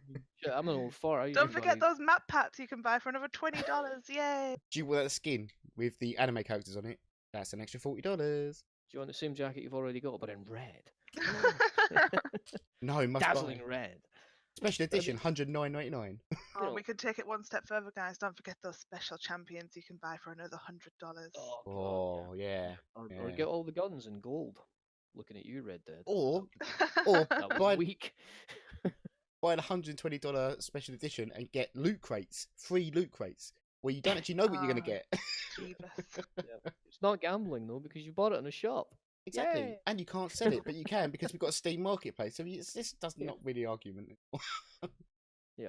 Horrible. But back in the day, you could buy a games magazine, and it would have. I mean, I'm an old enough fart to remember games on cassette. Yeah. What? And you could buy your. Oh, dude, come on. I remember magazine. With sellotape to the front of it. And Yeah, it would I have all remember the that as demos well. of all the new games in it. And then we went on to discs, and it would all be on the floppy disk. But Yeah, it was, see, I remember distinctly going into like Tesco and Asda and stuff and looking at the PC magazines just to see what games they had on demo. And like for instance, like I remember distinctly getting Tiberians on demo, and I played that for like 3 hours. hell yeah. Just the same campaign over and over, and I was like, oh my god, I can't wait till this game comes out. Command and Conquer Generals was a demo for me, and I literally rushed out and bought that the second I started playing it. It's like this is great. So talking about great games, best action adventure game: Legend of Zelda: Breath of the Wild, Uncharted, Lost Legacy, Assassin's Creed Origins, Super Mario again, Odyssey, and Horizon Zero Dawn. There's two games I feel like here. Horizon should have got more love. Yeah, Horizon was an incredible game. Yep. Deserved. I watched every minute of everyone I could find streaming it. It was a fantastic. I didn't play it, but the story just got me captivated to the point I needed to know what happened. So I had to watch every streamer. When one would go offline, I'd find someone who was at the same story point and watch them instead. Nice. Yeah, it was great. And it and- looks stunning as well, yeah. like actually in the flesh. I'd watch a Obviously, on stream movie. It would look good, but yeah, exactly. I'd watch a movie of that game. That was fantastic. Phenomenal. Assassin's Creed Origins. I know there's going to be people out there who hate Assassin's Creed games, and for good reason. Let's face it. Since 2, not a lot of good's happened. Yeah. But Origins came back as a bit of a shock, and I played it on Xbox, purely for the fact that I didn't want to put it on my PC because I was having issues at the time. And yeah, had a great time with it. Loved every minute with it. Put about 40 hours into it. Beat the story. So yeah, it deserved a little bit of recognition here. Yeah, it strikes me as a good game. I've not played it again. Streamer watched, and I've played all the Assassin's Creeds up to it. Christ knows why I did that to myself though, because honestly, with the exception of Black Flag, it really just ended at 2. Yeah. But yeah, that's probably unfair actually. The previous one was actually quite a good effort. Oh, what was it called? Syndicate? Yeah, Syndicate. Yeah, it was the But that was made English by one, a wasn't it? different studio from the awfulness that was Unity. yeah, Yeah, that was a bad. so bad. And don't get me wrong, Assassin's Creed games are always beautiful. They're always stunning to look at. But Except for the one in France that was just a mess. oh no, Unity at its times, if you were high enough and like didn't have lots of movement around, so the FPS wouldn't drop below like -5, it was a stunning game. Like most of the time, you looked at it as in photo mode because it was a still picture. Because the FPS couldn't I keep played it up. on Oh, PS4, jeez. and I just was constantly aware of stuff being drawn in as I was moving and whatnot. It really bothered me, and Yeah. just like even faces weren't properly rendered until you stopped moving, and then you realise they had the same sort of 4 or 5 stock faces, and everyone had them. And you're See, sort of like, this is fucked up. Yeah, this what is I weird. honestly, what I don't get is how can you put out like a single player game that isn't working correctly? That's another Yeah. huge issue I have with the companies like Yeah. Ubisoft and stuff. That's a Ubisoft for what? And I'll get into this. There's something I just want to come to at the end of the show. There's a couple of bits I want to come to. We're not massive far off. There's a few more categories to go through. But as Ubisoft, for what all they've done recently, they're on the up again, and they've pondered like in the swamp for a bit, and they're kind of dragging themselves out. It's about to release a new Anno, and I'm extremely excited for it. So Oh, it better be good. Yeah, I mean they couldn't have gone any lower, and EA's just basically like everyone used to go, oh, whatever Ubisoft do, that's the lowest of the low, and EA just went, hold my beer. You Yeah. know? So it's kind of a case of I'm going to give Ubisoft a little bit of credit here and just say next year will be the time when I go, okay, what have you done this year to make me go, you're out of the swamp now? That was funny, by the way. Oh, EA just basically this year just went, you know what, Yeah. we could really fuck this up. Remember when we were legitimately voted the worst company in the world? Remember that? Yeah. Well, Yeah. what did we do to fail a second consecutive year's nomination? It's like we could really beat that. I mean, you know Yeah. that Star Wars game everyone loves? Yeah. Everybody Yeah. loves Star Wars. Yeah, we can really I mess with that. please don't talk about Star Wars right now. Honestly, I am so angry with that whole thing. Well, you've got you've got a little while until we do talk about it. Best action game is next, and Wolfenstein 2 won that. From what I could see, the gameplay was awful, but the story was quite good. Prey, It looked a lot of fun actually. Yeah. The story was fun. However, Prey I felt probably would have won it from me. Prey, That was the biggest surprise for me all year. if there was a best horror game category, Prey would have won that hands down. Mm. But because it's action game, and you've got Neo and Destiny and Cuphead in there, which that last one should not be in this list. Yeah, it really shouldn't. No. I mean, that's stretching action. Now it's just like, yeah, well, there's projectiles. Yeah. Well, hold on while we scroll down and get Yeah. all those Mario games back for you. There's not a lot we can really say about this category, but Wolfenstein 2, if on the list, that or Prey, I'm kind of happy if either of them won. Yeah. Yeah. I mean, I'm Yeah. nothing more to I'd say agree about with that, that. really. Yeah. Just feel like the list could have been populated with other worthy titles, really. Oh yeah, there could have been other games in there, but Yeah. you know, unfortunately, we don't decide the categories. Yeah. Best VR AR game. Can't comment. Too poor. Yeah, VR games are a bit of a niche still. still haven't kind of reached that level of acceptance that we thought they would have by now. I feel like they need to go a little bit further before I'm going to invest. Yeah. Yeah. Um, I Like, mean, for it's a- example, Superhot, fun game, Superhot VR, necessary? Probably not. to be It's fair, a huge investment for someone to be able to get a VR for a PC at least. And as I said, I'm a PC person. Super Hot So- VR, from what I've seen of it and what I've heard about it, it was absolutely incredible game. So Yeah, but then it's based on an incredible game. You know, the original oh yeah, Super Hot, concept. yeah. Yeah. Resident Evil 7. Now the original game, the Resident Evil 7, the actual game without the VR kind of thing, that was absolutely amazing. I loved every second of that game. I played the hell out of that, and that was scary as anything. I still have nightmares about certain things that happen in that game. If you've never played it, go and wait till it comes on sale on Steam, because the Steam sale's coming up. Go and buy it. Just play it. Wow. You'll love it. It is a fantastic game, and it's Resident Evil, but back to its roots of scary. Please, by all means, anyone who's listening to this, go and buy Resident Evil. This is an order. I'd just like to make a comment about the Star Trek Bridge Crew. Like, I've seen that streamed with the VR and stuff, and I have to say it's given me some chuckles. So Oh yeah, it is basically take the piss out of your friend simulator.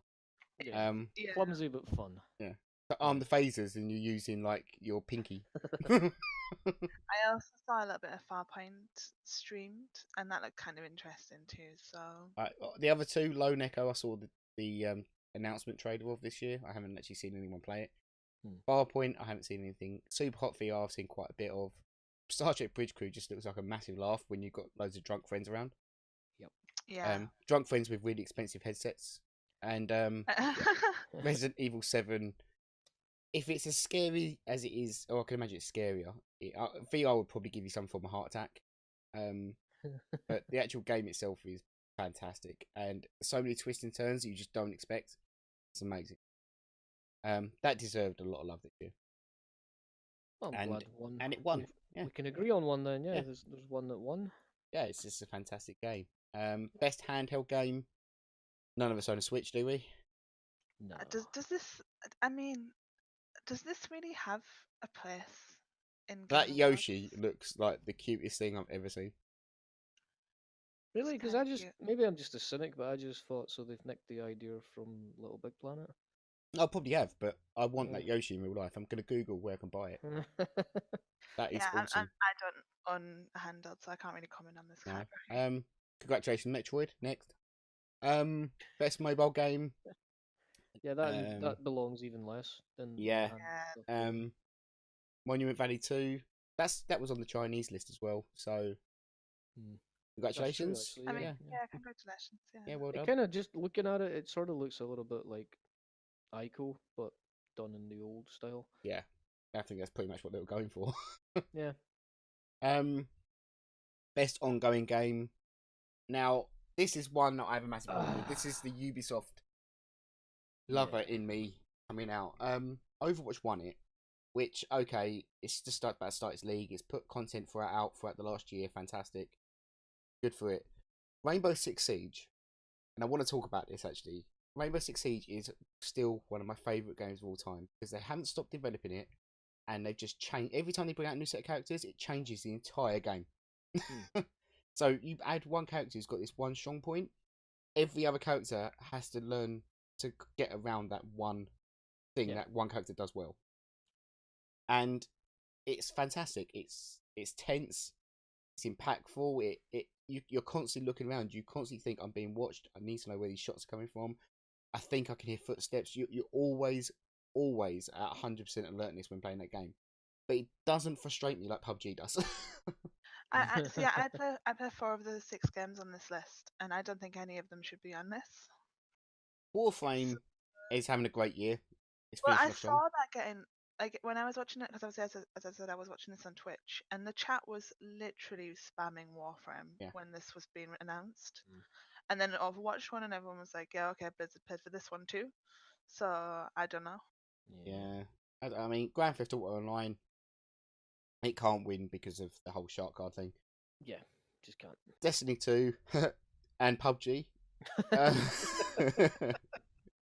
PUBG, it just isn't there yet. It can't be best ongoing game when the game isn't even out yet. Yeah. Yeah, You yeah, can't that have is best. curious. You Yeah, can't have best ongoing game when you haven't actually launched the game. best ongoing unreleased game. Yeah, and that Yeah. no one's gonna win that award. And Or the thing hopefully is, as well, like Destiny just came out. Like that's another Blizzard push for me. So not. No, Destiny. I don't think even Destiny diehard fans would have turned around and gone, you know what? Probably shouldn't have won this game. So it's won this award. yeah. So my choice for that would have been Rainbow Six because I've watched that game develop. I bought it day one on the Xbox. I've got over 1,000 hours of it. Good Bought luck. it on PC recently, and I'm loving getting my way back up to where I was. It's a fantastic game. And it's great to just chill out with your friends with as well. You know, it creates really tense moments, but it creates the moments that you remember. So, great, I love it. Yeah, I think between Rainbow Six and Warframe, even as someone who doesn't, I don't play Overwatch.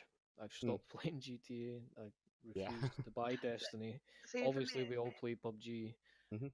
like for me, if Overwatch is going to be in this kind of category, then where's like your League of Legends and stuff, you know? Yeah, Like that's what it is for Exactly. me. Yeah. Why are the ongoing games all first-person shooters essentially, with the exception of GTA? which in fairness is a third person shooter. Yeah. Yes. Yes. I Um, mean, I suppose you could say that Battlegrounds is both. yeah, yeah, arguably, but even Well, you then, it can't doesn't use deserve on first that list. person in GTA. I couldn't recommend it. I mean, it's fun. It's novel. Some of my best games were in first person only challenge mode. Yeah. They're hilarious, but yeah. Oh yeah, totally agree with it. Yeah. Games for Impact, the right game won this. Hellblade Senua's Sacrifice. Yes. It By a it mile. made an impact on me. It made me truly think about like my own mental health rather than like looking at the world and going, "Oh, there's some people out there who are like just crazy." No, this helped me realize that if someone goes through these kind of things, I can imagine what their life's like. Screw that. Yeah. Yeah. Fantastic game. That I really hope they bring out like more games like this, and I hope AAA publishers are looking at this right now, going, "We can do these things. They're not scary. We don't have to shy away from. Yeah. We need to build games that make people. We think. don't have to pamper the audience, you know. We don't have to coddle them and be afraid of giving them challenging subject Exactly. matter. Exactly. I mean, there was a game I think it was last year or the year before called My Dragon Cancer.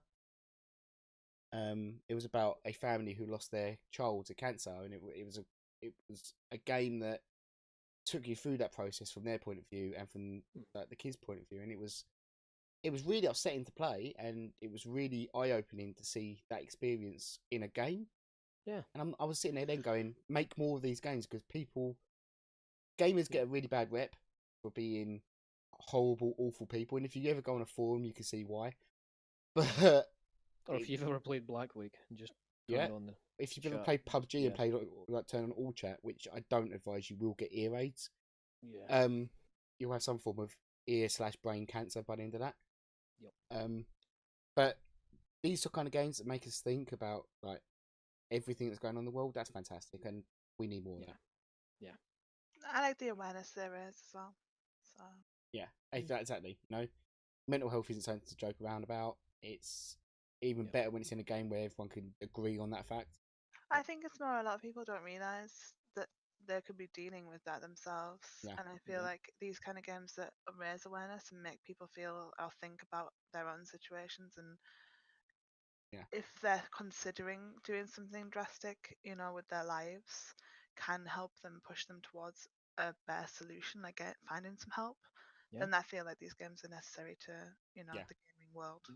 Not only that, gaming is a place where a lot of people with a lot of mental problems go for an escape, and I don't think gamers realise just how many other fellow gamers are going through some horrible shit all the time. Exactly. You know, I mean, we've got a group of people in our little community that we can talk to at any one time about anything. I'm pretty sure that there's communities out there that are exactly like that, and gamers can get together and talk about those things. Yeah. Sometimes that's a great idea. Other times, go and play a game like this, and you will see that there is a different side to the whole gamer philosophy. You know. Absolutely. And kind of following on from that, best performance was won by the actor who did Senua, Melina Jurgens. She was a nobody. She not nobody, but she wasn't a voice actor or anything. She just they found her, they liked her voice, they shoved her in front of a microphone and said, "Can you read these lines?" And the performance she gave was phenomenal. She deserved every award she could have got. And there's some big names in here as well. Brian Bloom did Wolfenstein 2. Ashley Birch, who did Aloy in Horizon Zero Dawn, fantastic as well. Yeah. And Although, then, in fairness, Laura Bailey and Claudia Black's work in the Uncharted game was phenomenal. So much fun. I mean, the talent pool you've got in this category is just incredible, and I want to see them in every other game I can play. You know. Yeah. I liked I went as this Melissa Jorgensen was at the Game Awards, and I loved how passionate she was about the game. You could tell that she had some real investment in it, and that's why I was kind of happy that she won, just for the pure investment she put into the game. That woman deserves a very long career in this industry. Deserves every accolade she can get, and I hope to God I see her in everything I can possibly play next year. So she was definitely worth it. Definitely worth bringing onto the game. Yeah. We're on to the final few categories now, and I'm going to probably skip a couple of them. But best audio design, Hellblade won again. I don't think there's any arguments there. I mean, people going about Zelda. I mean, it's not quite got the same atmospheric. No, punch. it's Nintendo's music. Super Mario Odyssey again. It's Nintendo style. Yeah. We've heard it before, and I kind of think that's why something new was needed. You know?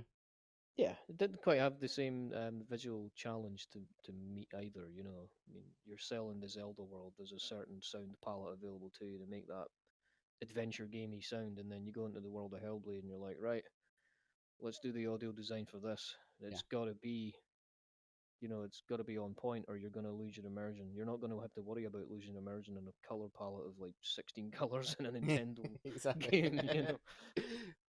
Best score music, Nier Automata. Again, that had a great soundtrack. I've actually downloaded it on my phone, so I can listen to that. I didn't play the game. I watched a lot of streams. Didn't play it, but it had a fantastic soundtrack, and I came away thinking I've got to go and put it on my phone. So that happened. Okay. Destiny 2. I don't remember a single part of it, like music-wise. Cuphead. I'm actually surprised that didn't win. Yeah, Cuphead was. I love the music in that thing, and it's one of them guilty pleasures. So yeah, that happened this year. Best art direction, Cuphead won again. Again, out of all them games, probably Horizon Zero Dawn was closest to it. Yeah, it's the art direction. I mean, it's a lot harder to pull off a game like Horizon than it is to pull off a Cuphead. As much as I have so much love for Cuphead and what they've did with the aesthetic, it's not a 3D world. No, it's as an achievement. You've got to tip your hat to. Yeah, exactly. That's how they agree. I think. Yeah. And then we're getting into kind of the nitty gritty, kind of bigger awards. Best narratives, best story this year. What Remains of Edith Finch won. Again, Hellblade deserved it. Even Horizon deserved it. Wolfenstein again probably deserved it. Nier Automata had a great story from what I saw of it. It was great.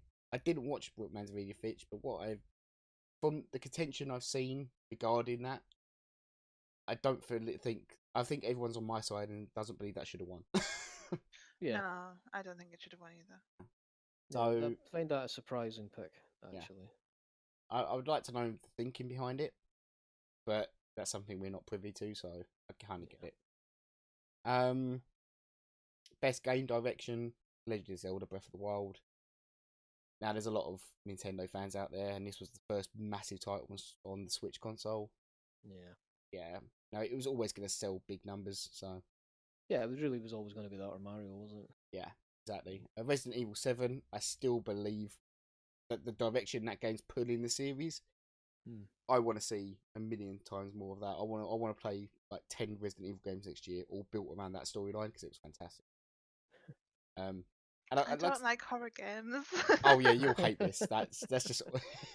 Trust me, do not play. All Wolfenstein 2. That's a really gory story. That's probably. Yeah, I know someone really close to me who plays Wolfenstein, and he's like, you shouldn't play this game. Yeah, don't play that game.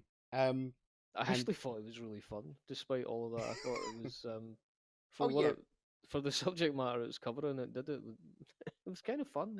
I can respect them. I can respect them as games, but I can't Yeah, do horror yeah. very well myself, so I mean, for me, Horizon as well, the story behind that, Yeah. I'd have to agree that's going in definitely the right direction. I want to see that studio produce more games. That's more all I Yeah. want to see from them. Yeah. Gorilla Um, and Ninja Theory are, you know, two of those game creators that I'm inclined to take a look at anything they release just because their name's on it.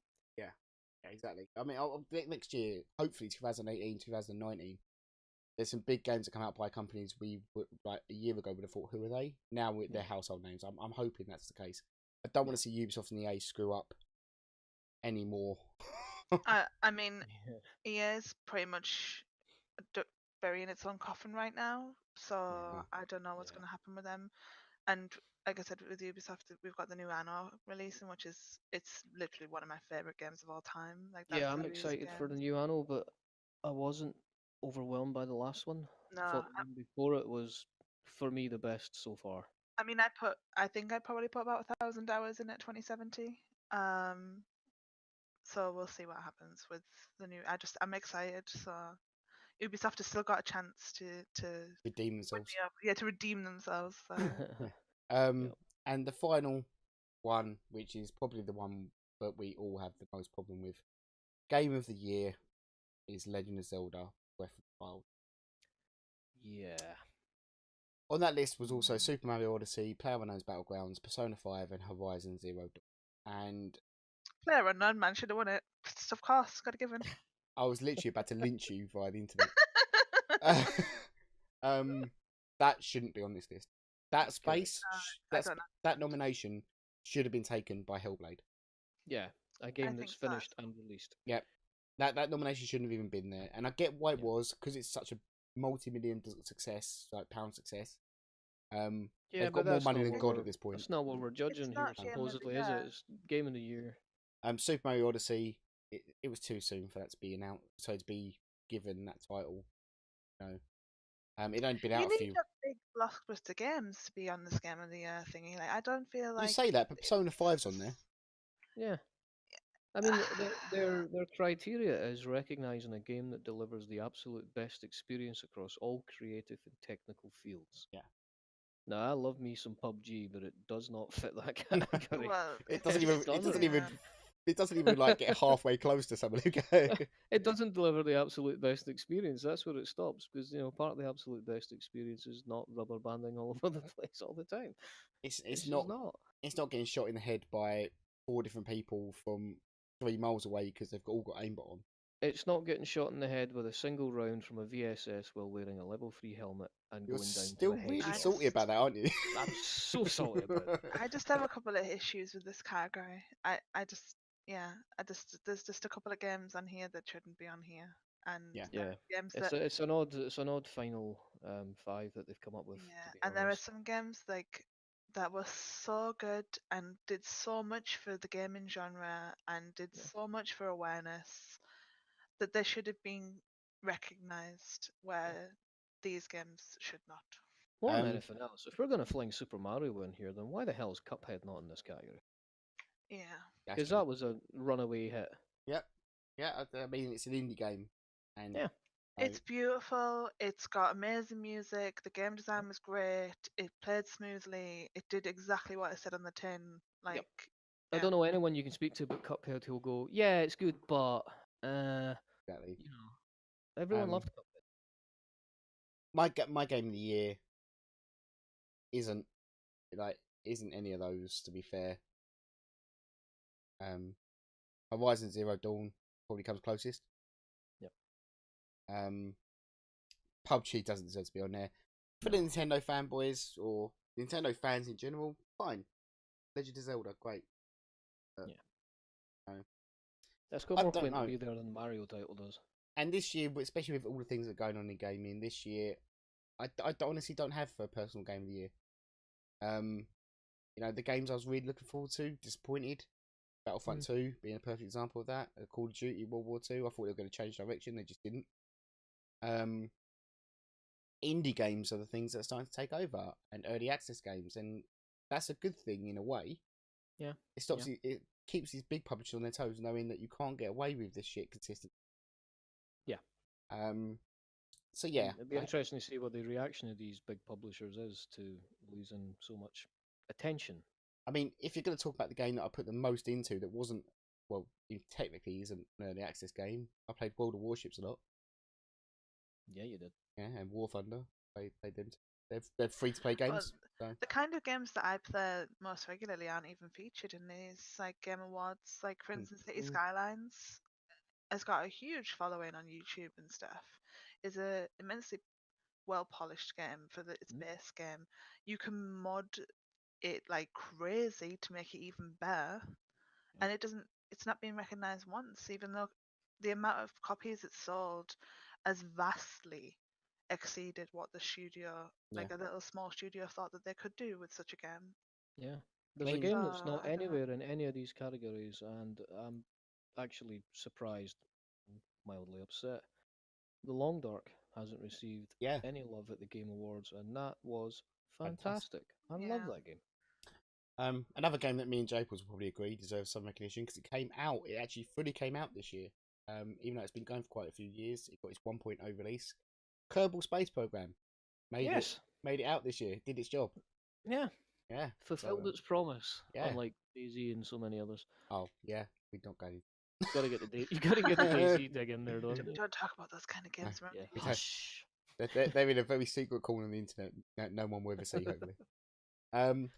It's not the trash pile that PUBG is going to end up on if it's not fixed shortly. I'll tell you what, Brendan Green's going to have to go into hiding or something if that game never gets finished properly. Nah, you can rent a flat with the dude that did DayZ and pair it up and just go in there. I think he was on the DayZ project. Yeah, it doesn't surprise me. So it's Brian something though, wasn't it, that did DayZ? No, he wasn't. He oh no, I think Brendan Green was the DayZ guy, right? Yeah, as far as I'm aware, Brendan Green was the DayZ guy. What was the original game called? Didn't he do Armor? the mod and then the dedicated? He did the mod, yeah. And then that's what pushed him into making these games. Because then he went and worked for H1Z1. That's right. Did that for a bit. One guy called Brian something was doing the DayZ proper release.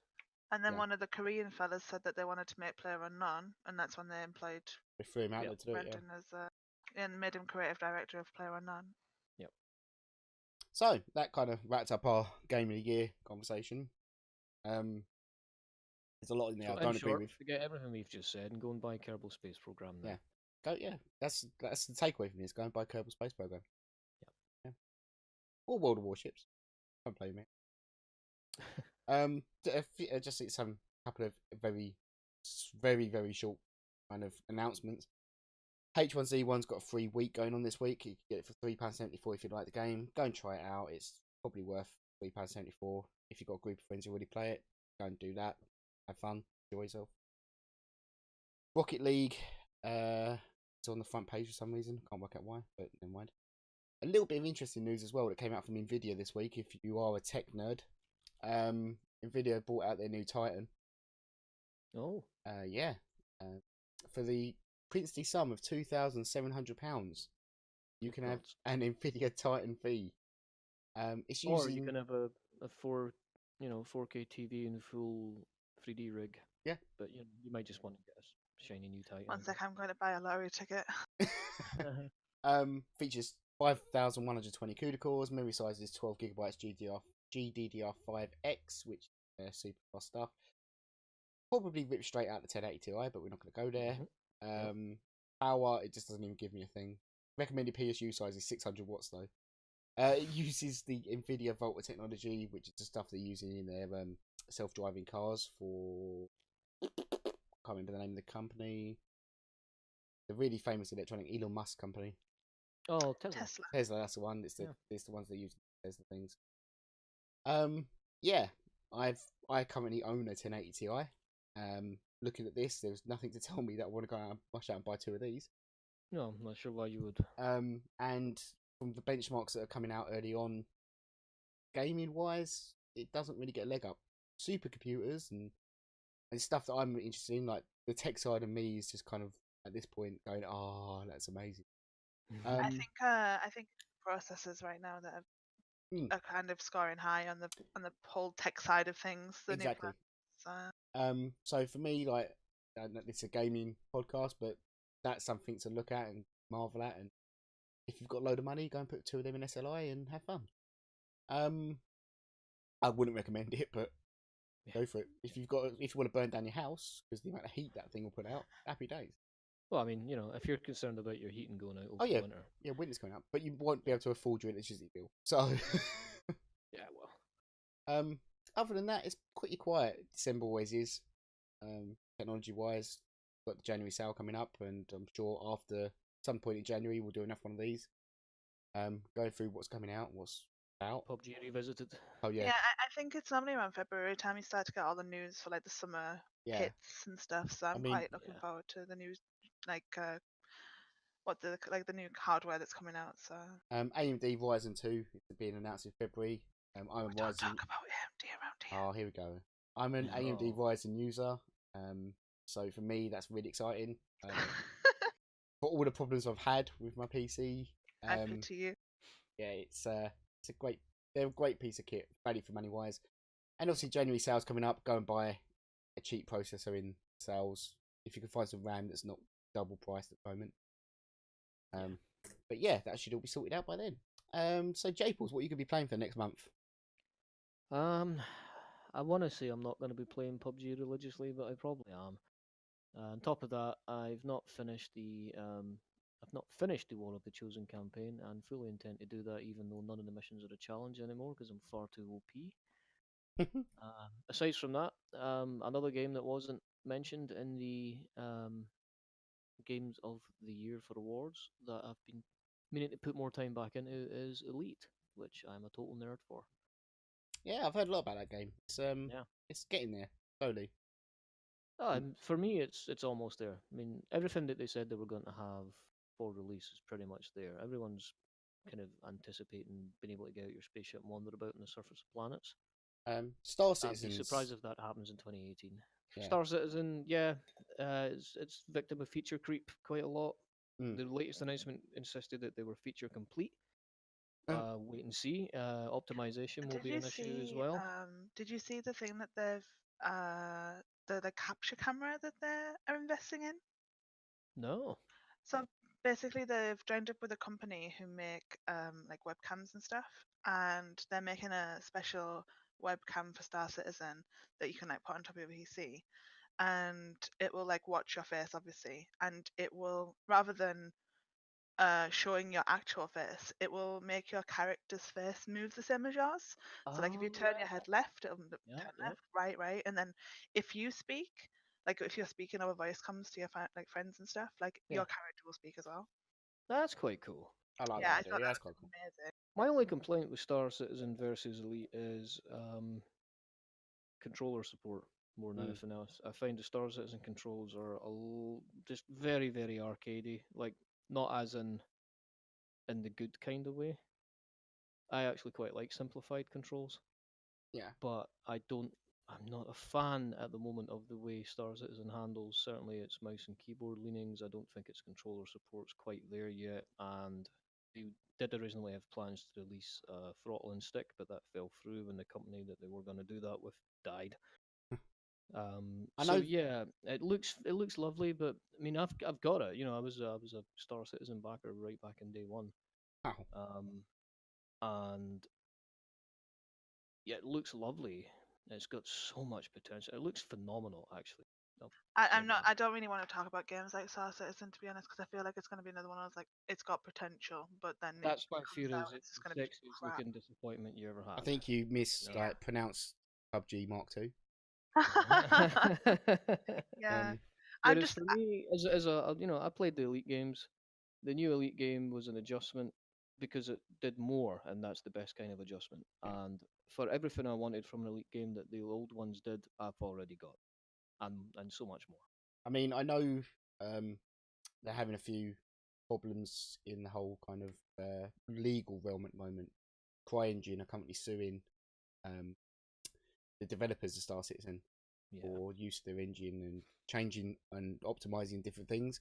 They've never passed on to the Cry developers, so I get that, but we'll see what comes of it. Hopefully, it won't interrupt the game's progress. But Yeah, there was also a switch to Amazon hosting Yeah. as well, which apparently has cost a number of jobs as they need to meet the financial strain of moving to that. And I think part of the reason for moving to that was related to the Cry engine difficulties. There was some kind of a apparently you can host the engine through Amazon or something. It was a couple of months ago I read this, and I forget all the details and don't want to mislead anyone by Is taking wrong Amazon stabs taking at over the it. world But of course? Yeah. they absolutely are. They're going to be doing everything before long. I mean, Um, they own Whole Foods now, for goodness sake. I once mean, you, Yeah. once they you own a sell. Whole Foods, that's it. You've made Well, it I in mean, life. now you can forget, Tesco, home delivery, Asda, and so forth. Just get it from. Why not get it from Amazon? You've got Prime. We'll have it to you next day. And while you're at it, remember that new graphics card you wanted? It's back in stock. Yeah, that's true. Like Yeah. everything comes from Amazon now. Um, They're a super corporation. anything else? Any other weird and wonderful games over Christmas? Not for me at least. All of the stuff that I've been looking at is all 2018, and I'm just praying that by the time our next podcast comes around, I'm gonna have some games to talk about because oh my god, I'm excited. Well, the Steam sale just start just before Christmas, so go and get some cheap ones there. Yep, I've got I'm my eye on a couple. Not gonna lie. next month, over the next month, I'll probably be playing more World of Warships because I'm addicted to that game. And Yep. I know it sounds sad; it's a free-to-play game, but I'm addicted to it and I love it. And I'm a history nut, so for me, it's fantastic. War Thunder because I like flying. Not gonna lie. Yeah. I'm just looking at the popular new releases, and Il-2 Sturmovik, the World War II simulator, flying. I'll be probably Yeah, playing they've a got bit of that. their Dunkirk version, haven't they? Kiss yeah. Yeah. Blitz edition, which I'm probably going to be picking up. Loads more Rainbow Six. Although I'm having a bit of a problem with capturing that, so there might not be any on the channel. Oh. Keep an eye out on it. I'm trying to figure it out now, but you know. If that appears on the sale again, I think I'll pick. Oh, definitely, and obviously PUBG. We'll stick by it. We'll figure out what's going on with it. Keep an eye on what's going on with it anyway. But There is a game I've been watching. I don't know if you've been aware of it or not. It was Hello Neighbor. yeah, I've heard about it. Yep. That just I find that really interesting. I'm kind of looking forward to. Probably will just pick it up on a sale though. I don't think I'll splurge full price on it because it might turn out to be a horrific disappointment. But yeah, something I might pick up if it comes up in the sale is Gang Beasts. I don't know if you've heard about this game. I have that and it's hilarious. Yeah, so I'm gonna probably try and get the rest of the guys to pick it up, and we'll just have a laugh with it. Fun. Yeah, it's actually just gone full release. Oh yeah, it's out of early Yeah. access. Yeah. But it's up on the screen now for those watching the VOD. Go and pick it up. You might see us in there by all means. Yeah. And on that note as well, how we all met was through PUBG, but we now have our own Discord. So we're Team DBNO. That's D.B.N.O. There's a reason for that, and come and ask Billy about it in our little community. But by all means, come and join. There's a link down in the description for all platforms. So come and join Discord. Come and join and hang out with us.